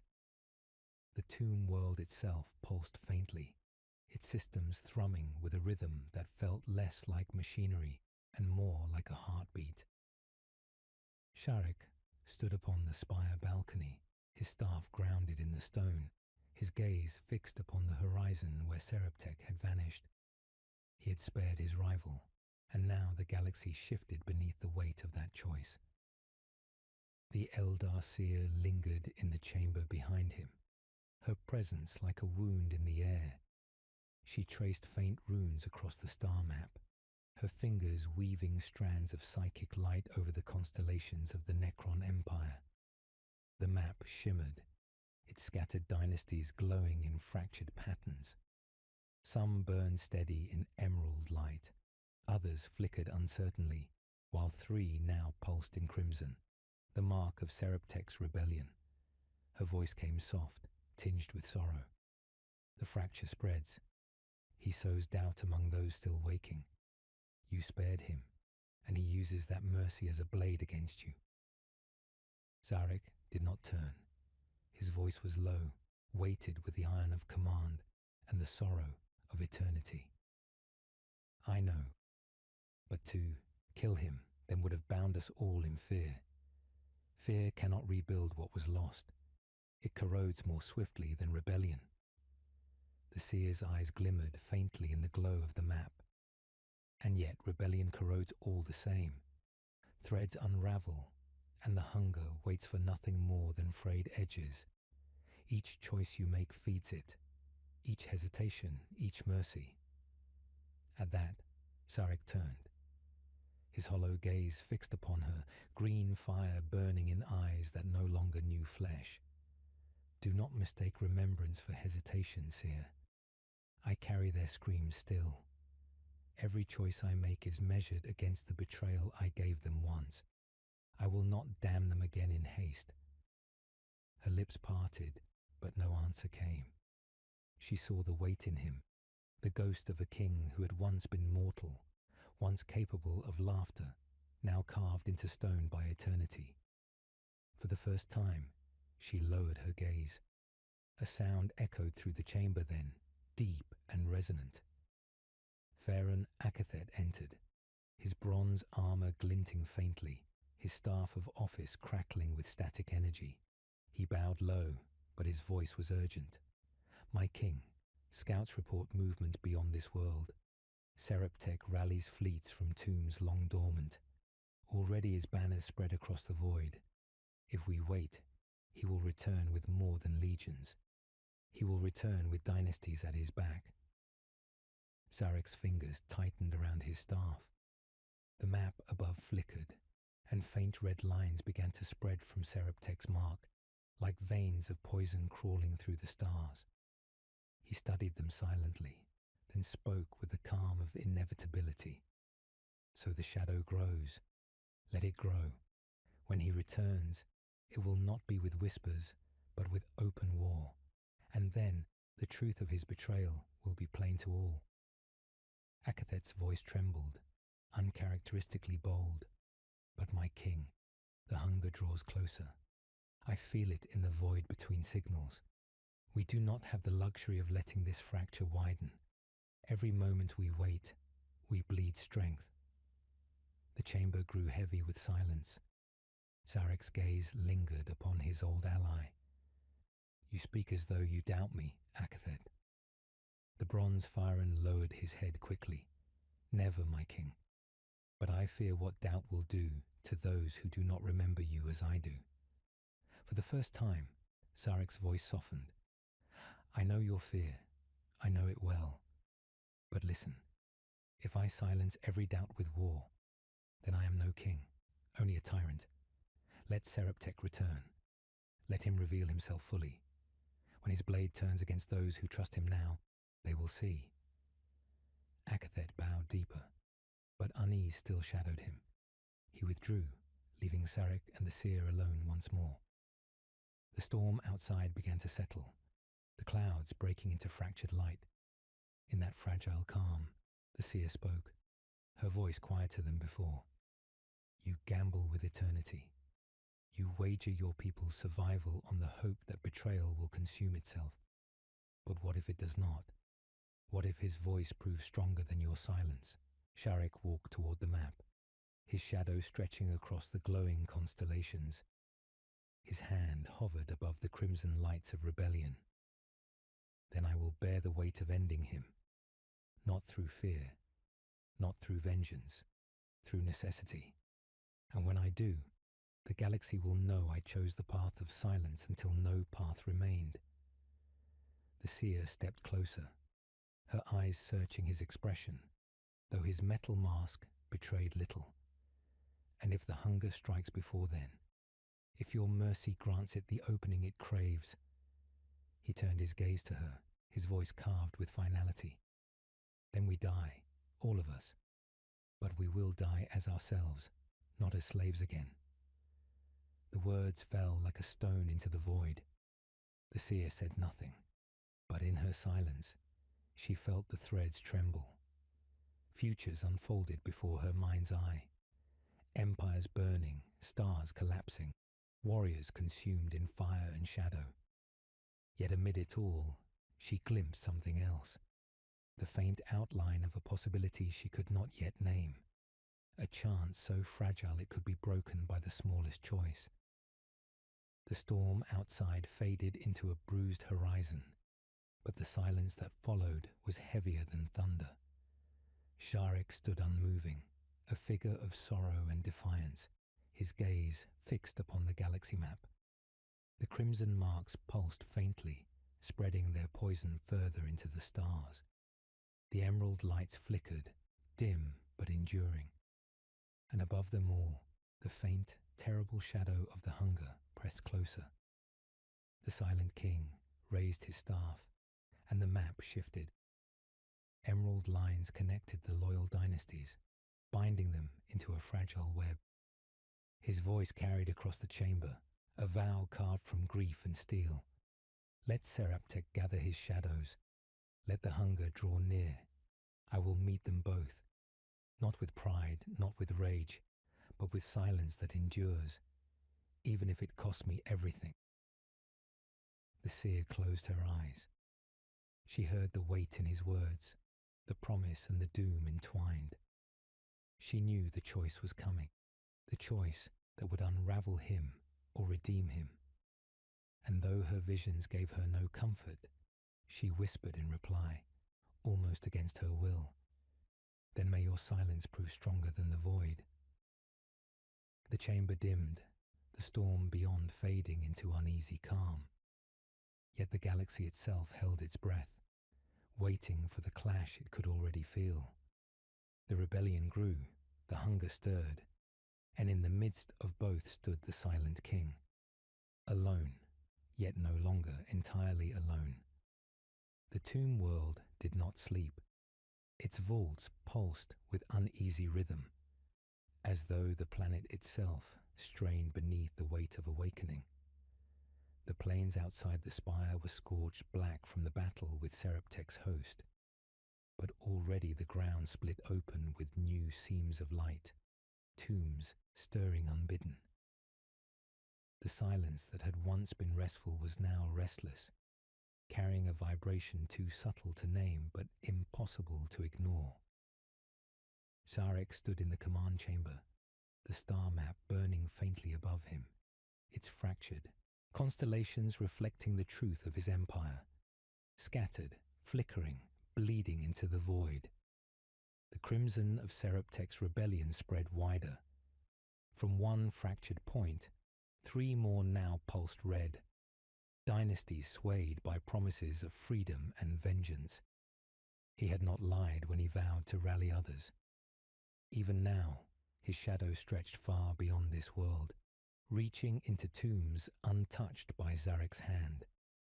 The king's hollow eyes traced the map, his silence heavy with recognition. Betrayal was not a wound that healed. It was a fire that leapt from ember to ember, needing only the faintest breath to spread. The Eldar seer entered quietly. Her footsteps made no sound, yet her presence stirred the air like a disruption in still water. She looked upon the map, her expression grim. It spreads faster than even I feared. Each dynasty that bends to him feeds the hunger, whether they know it or not. Every whisper, every oath sworn to rebellion sends a tremor into the skein. I feel it. The void is listening. It draws nearer. Zarek did not look at her. His voice was low, cut from steel and sorrow. I knew this would come. Mercy is a slow wound. It bleeds even as it heals. And yet I chose it, knowing the cost. Her eyes lingered on him, studying the unmoving mask of his face. Would you choose it again? He turned then, his gaze piercing. Yes, because without it, I would already be Seraptek. He and I differ only in patience. He consumes with fire. I consume with silence. I will not be him, even if my silence damns me. The seer lowered her gaze, her hands tightening around her robe. She had seen kings before, men who hid behind pride and blades. Sharek was different. His silence was not armor, it was confession. And yet, beneath that confession, his will was unyielding, a blade hidden within sorrow. From the far side of the chamber came the grinding of doors. Pharaon Akathet entered, his bronze armor still scarred, his voice strained with urgency. My king, scouts from the outer void return with grave reports. Seraptek does not merely rally dynasties. He has unearthed weapons, obelisks of ancient design, forged before even the war in heaven, long thought buried. He arms himself with the power of forgotten ages. The star map shifted as glyphs ignited, marking the path of Seraptek's conquests. Red light spread across entire systems, each pulsing like an open wound. Zarek's fingers clenched around his staff, though his voice remained calm. So he binds himself not only to rebellion, but to relics of the old wars. He would wield the same weapons that chained us to gods, thinking they will free him. Fool. Akathet stepped forward, his voice desperate. We must act. Every moment we wait strengthens him. Already some lords whisper that you will not move, that your silence has returned to exile. If you do not strike, you may awaken to find your throne claimed in full. Zarek's gaze flickered to his loyal Pharaon, and, for a heartbeat, memory returned. He saw Akathet as flesh, laughing in torchlight, swearing fealty when empires were still fragile dreams. That man was gone, yet fragments remained in this hollow frame, fragments bound still by loyalty. Sharek's voice softened. Do you fear me faltering, Akathet? The bronze warrior hesitated. I fear what faltering will do to those who do not know you as I do. The king inclined his head slightly, an acknowledgement heavy with sorrow. Then know this, I will not falter. I will not flee again. When Seraptek returns, I will face him, whether it ends in silence or fire. But it must be at the moment when all can see, when his treachery exposes itself fully. The chamber darkened as the storm outside swelled again. Violet lightning forked across the plains, striking pylons that cracked and toppled into ruin. The Eldar seer's eyes widened, her voice sharp. The hunger draws closer. Do you not feel it? This storm is not of nature, not of machine. It is the void pressing against the veil. It comes nearer with each heartbeat. Zarek's eyes burned brighter, though his voice remained steady. I feel it. It has haunted me since the day I gave my people to silence. It never left me, and now it returns, drawn by rebellion, drawn by war, drawn by my own choices. The seer stepped closer, her hand brushing against the edge of the star map. Then choose differently. Strike before Seraptek grows too strong. Do not wait for his treachery to reveal itself. End it, and perhaps the hunger will falter. But Zarek shook his head. No, if I silence him now, I silence all doubt with blood. And then I will have proven him right, that I am no king, only a tyrant. The chamber quaked as another bolt of lightning split the sky. The tomb world itself groaned, its vaults echoing with the stirrings of restless warriors. The silence was no longer passive. It was heavy, oppressive, alive with anticipation. Even the legions could feel the approach of something vast and terrible. The Eldar seer closed her eyes, her voice dropping to a whisper. Then you gamble with more than your people. You gamble with the galaxy. Zarek turned his gaze back to the map, his shadow stretching long across the crimson constellations. His voice, when it came, was almost a whisper, yet it carried the weight of eternity. I gamble because I must, because silence alone cannot save us, because mercy, though it wounds, is the only weapon I have left that Seraptek does not understand. The seer opened her eyes, studying him with a look she could not name, part sorrow, part awe, part fear. She saw a ruler who carried both ruin and hope within the same hand, a king who bore his people's screams as both crown and chain. She wondered, for the first time, if even the hunger feared his silence. The storm raged on, lightning clawing at the sky, as if the void itself sought entry.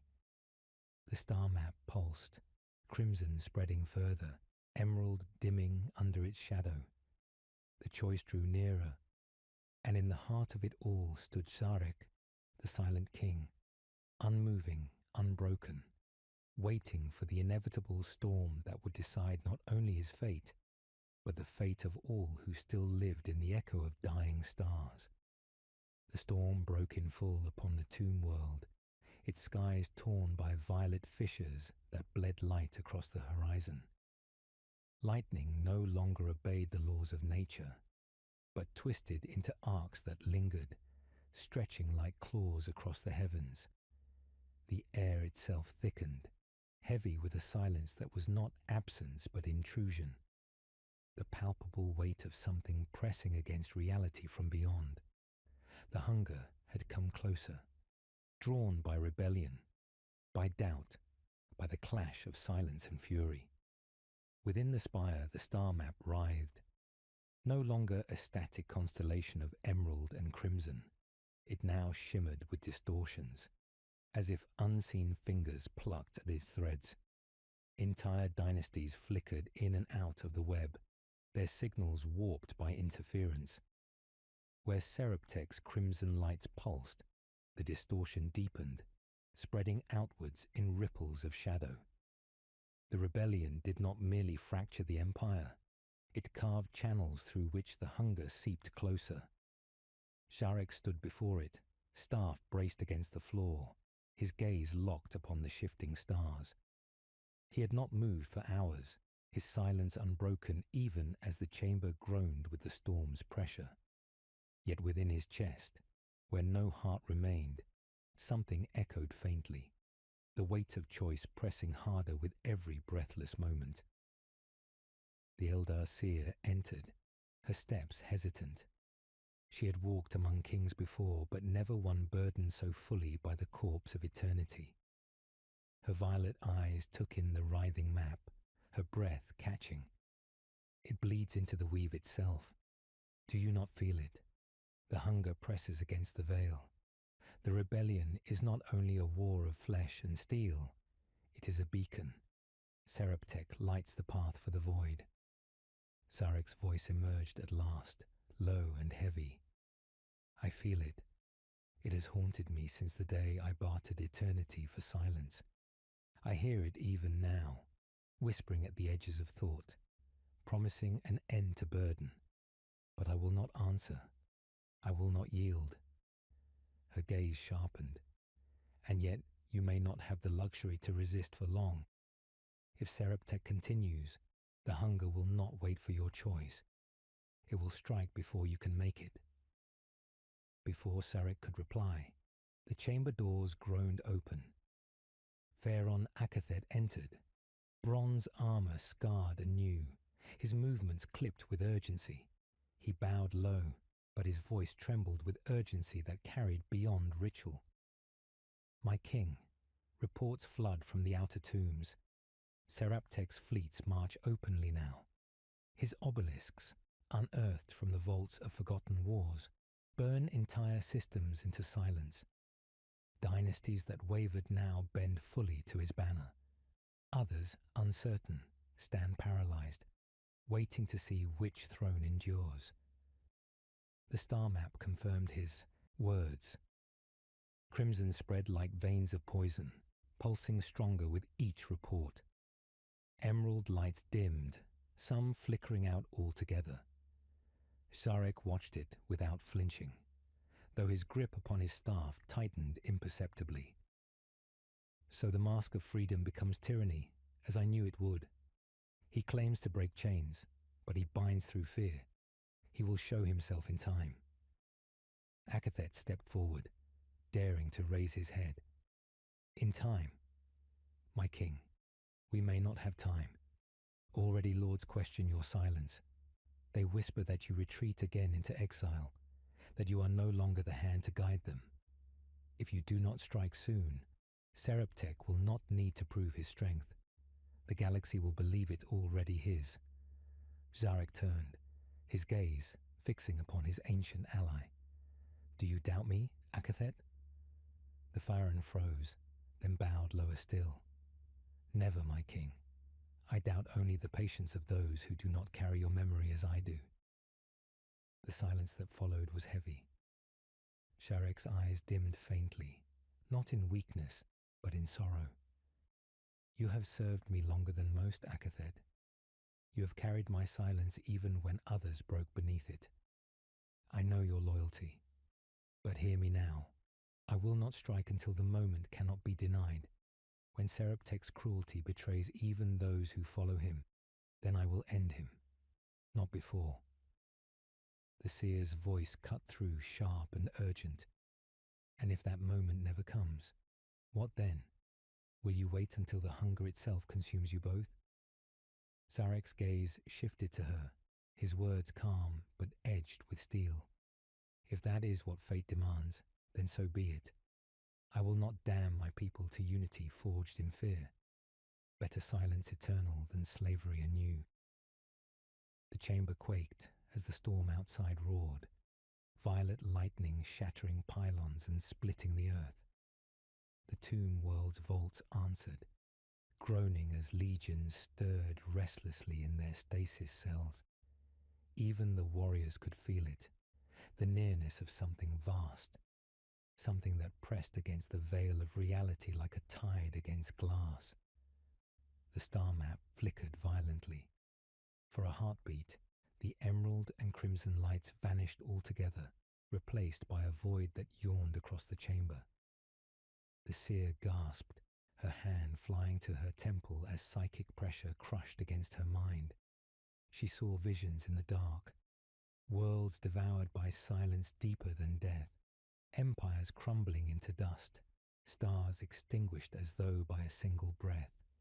And through it all, a presence vast and unfathomable, neither god nor beast, but hunger itself. She staggered, whispering through clenched teeth. It presses closer. Do you not see? Your war with Seraptek feeds it. Every fracture, every act of mercy, every hesitation, it grows stronger with each choice. It will not wait much longer.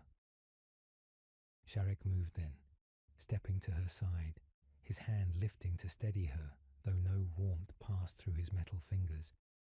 His voice was steady, a vow carved from eternity. I see it. I feel it. And yet I will not bow. Not to Seraptek, not to gods, not to hunger. If it comes for us, it will find me awake, unbroken and unwilling. The seer looked up at him, violet eyes wide with something she had not felt in centuries. Fear mixed with awe. For all his silence, for all his sorrow, there was something in him that endured, something even the void itself had not broken. She wondered if that defiance, more than any weapon, was what the hunger feared. Akathet rose from his bow, his voice heavy with devotion. Then command us, my king. Give us purpose in this storm. Let us remind the galaxy that silence is not absence, but endurance. Sarek turned back to the map. The crimson lights pulsed, the emerald flickered, and beyond them all, the shadow of hunger spread wider.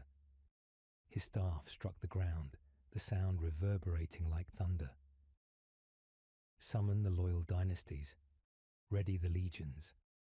When Seraptek returns, I will face him, and if the hunger follows, then let it come. We will not bow, we will endure, even if it costs eternity. The storm outside screamed, lightning forking across the heavens like cracks in reality. The tomb world trembled, vaults stirring, legions awakening, and in the silence between thunderclaps, the shadow of what was coming pressed closer still, listening, waiting for the moment when silence would break. The sky above the tomb world was torn into veins of violet and green, lightning scorching the clouds into jagged scars. The ground beneath trembled, fissures opening like wounds across the plains, where the last battle had ended only hours before, though in time, measured by mortals, it could have been centuries. Sharek stood upon the spire balcony, unyielding as the storm raged around him. His emerald eyes glimmered with the weight of inevitability, the echo of millennia pressing into every movement. The rebellion had returned in full, and the hunger had begun to stir with a patience older than memory. Seraptek's shadow rose first. The traitor returned not with whispers or subterfuge, but in full array. Legions from 3 dynasties now bound to his will. Obelisks awakened from ancient vaults, weapons forged in the first wars, glowing with power older than time itself. His voice, metallic yet furious, cut across the storm. Sharek, you hid in exile, left your people to rot, and now you dare stand against me. I will show them the truth of your silence. I will show them the weakness behind the crown. The silent king's gaze swept across the advancing host, unfaltering. His staff glowed with emerald fire, humming with ancient power as he called to the legions loyal to him. They rose in perfect formation, a wave of polished green metal against the crimson tide, eyes flickering with devotion and doubt alike. The battlefield became a chessboard of living steel, each step echoing across the plains as if the world itself bore witness. The Eldar seer stood at his side, her violet eyes wide, tracing unseen threads through the fabric of fate. The Hunger Watchers, she said, her voice low, trembling. It senses every fracture, every choice. If you falter, it will strike before either of you resolves this conflict. You must act decisively, or the galaxy will end, and all that remains will be its silence. Sharek did not respond, only shifted his weight, preparing. each movement was deliberate, measured against the centuries of sorrow he carried. His mind ran through possibilities, but not one brought him comfort. Mercy had delayed ruin, but the cost of delay had grown heavier with every heartbeat. Now action demanded him, not vengeance, not conquest, but a choice that would determine the survival of everything he had endured. Seraptek raised his blade, a shaft of burning crimson energy that cleaved the air. Come then, coward, face me in the open, where all can see the truth of your failure. The king stepped forward, his voice carrying across the storm like an edict carved in stone. I will face you, not as a tyrant, not as a ruler of fear. I will face you as the one who bears the weight of eternity. Witness now, and know whether silence or fury defines us. The clash was immediate. Lightning split the skies as emerald and crimson collided, a shockwave rolling across the plains and throwing warriors to the ground. Zarek moved with precision, each swing of his staff countering Seraptek's fury, each parry measured to conserve the lives around him. The rebel lord struck with anger unbound, his blows carrying the weight of betrayal, of envy, of centuries of festering ambition. Around them, the battle raged. Legions clashed, obelisks fired, metal screamed against metal. But the jewel at the center drew every eye, the living memory of loyalty against the reflection of vengeance, the silent king against the traitor who had dared to challenge both his mercy and his rule. Seraptek snarled, a sound that was almost human in its rage. Your mercy will kill them all. You hide behind patience while they burn, while your empire fractures beneath your feet. Zarek's reply was low, steady, carved from the bedrock of eternity. Patience is not weakness, it is foresight. Your fury blinds you, and it will consume you before it can touch them. The battle escalated. Seraptek struck with ancient weapons, tearing through legions, leaving destruction in his wake. But each strike revealed more than fury. It revealed miscalculation. His legions faltered under their lord's rage, unsure of whom to follow. The silent king pressed forward, every swing of his staff precise, a dance of inevitability. He did not strike to kill at first, only to reveal, to expose the cracks in the rebellion. And they cracked. The outer ranks of Seraptek's host began to waver, their obedience faltering as the king's calm clarity contrasted with their lord's blind fury. Warriors fell to one another in hesitation. Commanders hesitated to advance, and the first fractures of loyalty appeared. The elder seer's hands trembled, but she did not look away. It works, she whispered. Even the shadow bends before the weight of truth. The king's emerald eyes met Seraptek's, and for a heartbeat, the centuries between them felt tangible. Zarek saw the man his rival had once been, a rival forged in fire and honor, now twisted by betrayal into rage unbound. And for a single heartbeat, the king felt the ache of what might have been, what could have been had mercy not been delayed by centuries of exile. Seraptek's scream cut through the storm. You would show me mercy again, even now, even with all this blood. Zarek's reply was soft, but unyielding. Not mercy, not weakness, judgment. You chose your path. The consequences are yours, not mine. The rebel lord faltered, his swing overreaching, leaving him vulnerable. Zarek struck, not with fire alone, but with precision. A crack of energy sent Seraptek sprawling, his blade shattering against the king's staff. The legions paused, watching the master and the traitor, the balance now fully revealed. Around them, the battlefield stilled. The storm's fury waned for a single, suspended heartbeat. And in that silence, every warrior saw what choice truly meant. The rebellion's strength lay not in numbers, nor in fury, but in the bonds they had abandoned. And those who had once questioned the king now glimpsed a clarity forged in patience, in sacrifice, in centuries of silent endurance. Seraptek rose again, bloodless yet broken, fury tempered by hesitation. He spat, a relic of rage amidst ruin. "This is not over, Sarek. Even now, even with your silence, I will rise again." The silent king's staff lowered, his gaze unwavering. "Then rise if you must, but know this. Every choice you make now will be weighed by those who still endure, and they will remember who offered death freely and who offered revelation first."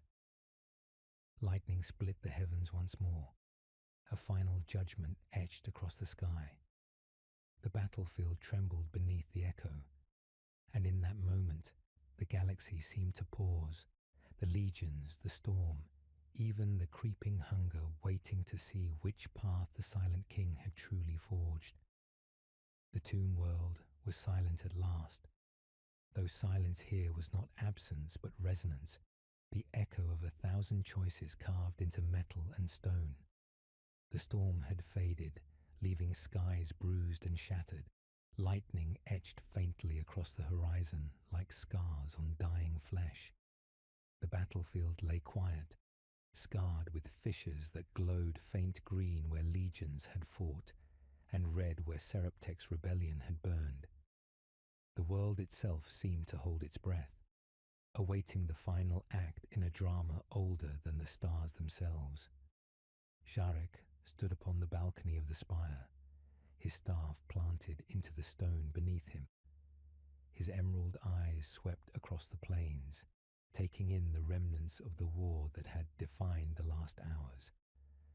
The legions, loyal to him, had survived, battered but unbroken. Seraptek lay defeated, though not dead, his form retreating into the void with the remnants of his followers.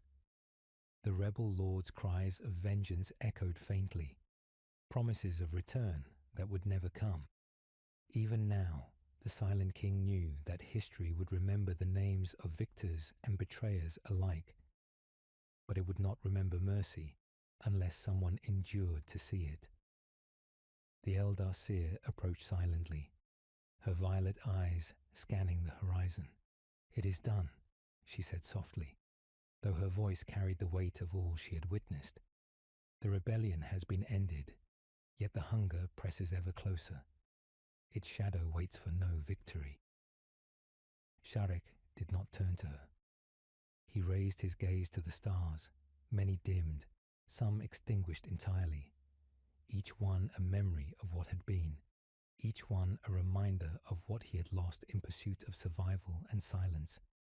His voice, when it came, was low and resonant, carved from sorrow and steel. "Even victory bears a cost. I have spared the lives of those who would have betrayed us, yet in doing so I leave scars that will never fade. The galaxy remembers only outcomes, not the hands that bore them." The seer's lips parted, but she did not speak immediately.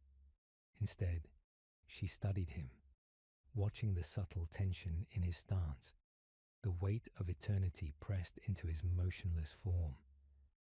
"And yet, you still bear the silence willingly. Even now, after all that has passed, you accept the burden." Zarek's eyes narrowed faintly. "I do not choose silence because it is easy. I choose it because it is all that remains that is true. Mercy and judgment are threads of the same cloth, and I must carry both. To act without foresight is to repeat the sins of the past." Around the plains, the survivors stirred. Legions that had watched the duel unfold now moved among the shattered ranks, securing the injured and the fallen. They had fought under a king whose patience had been both weapon and shield, whose mercy had been a blade against treachery.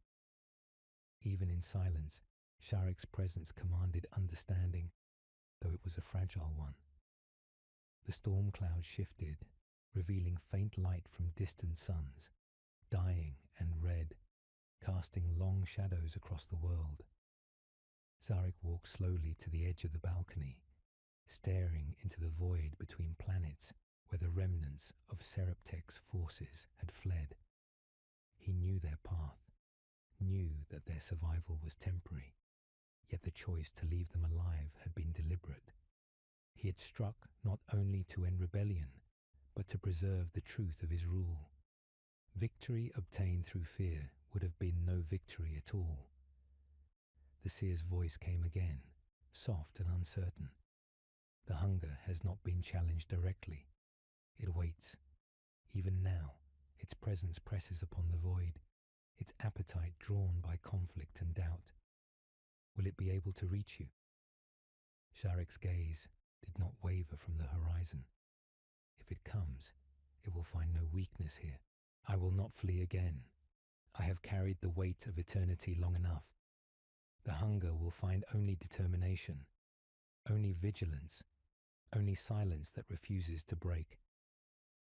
She stepped closer, placing her hands upon the edge of the balcony.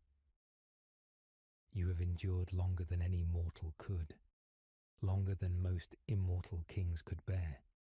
But the cost is written upon you as clearly as any scar across this world.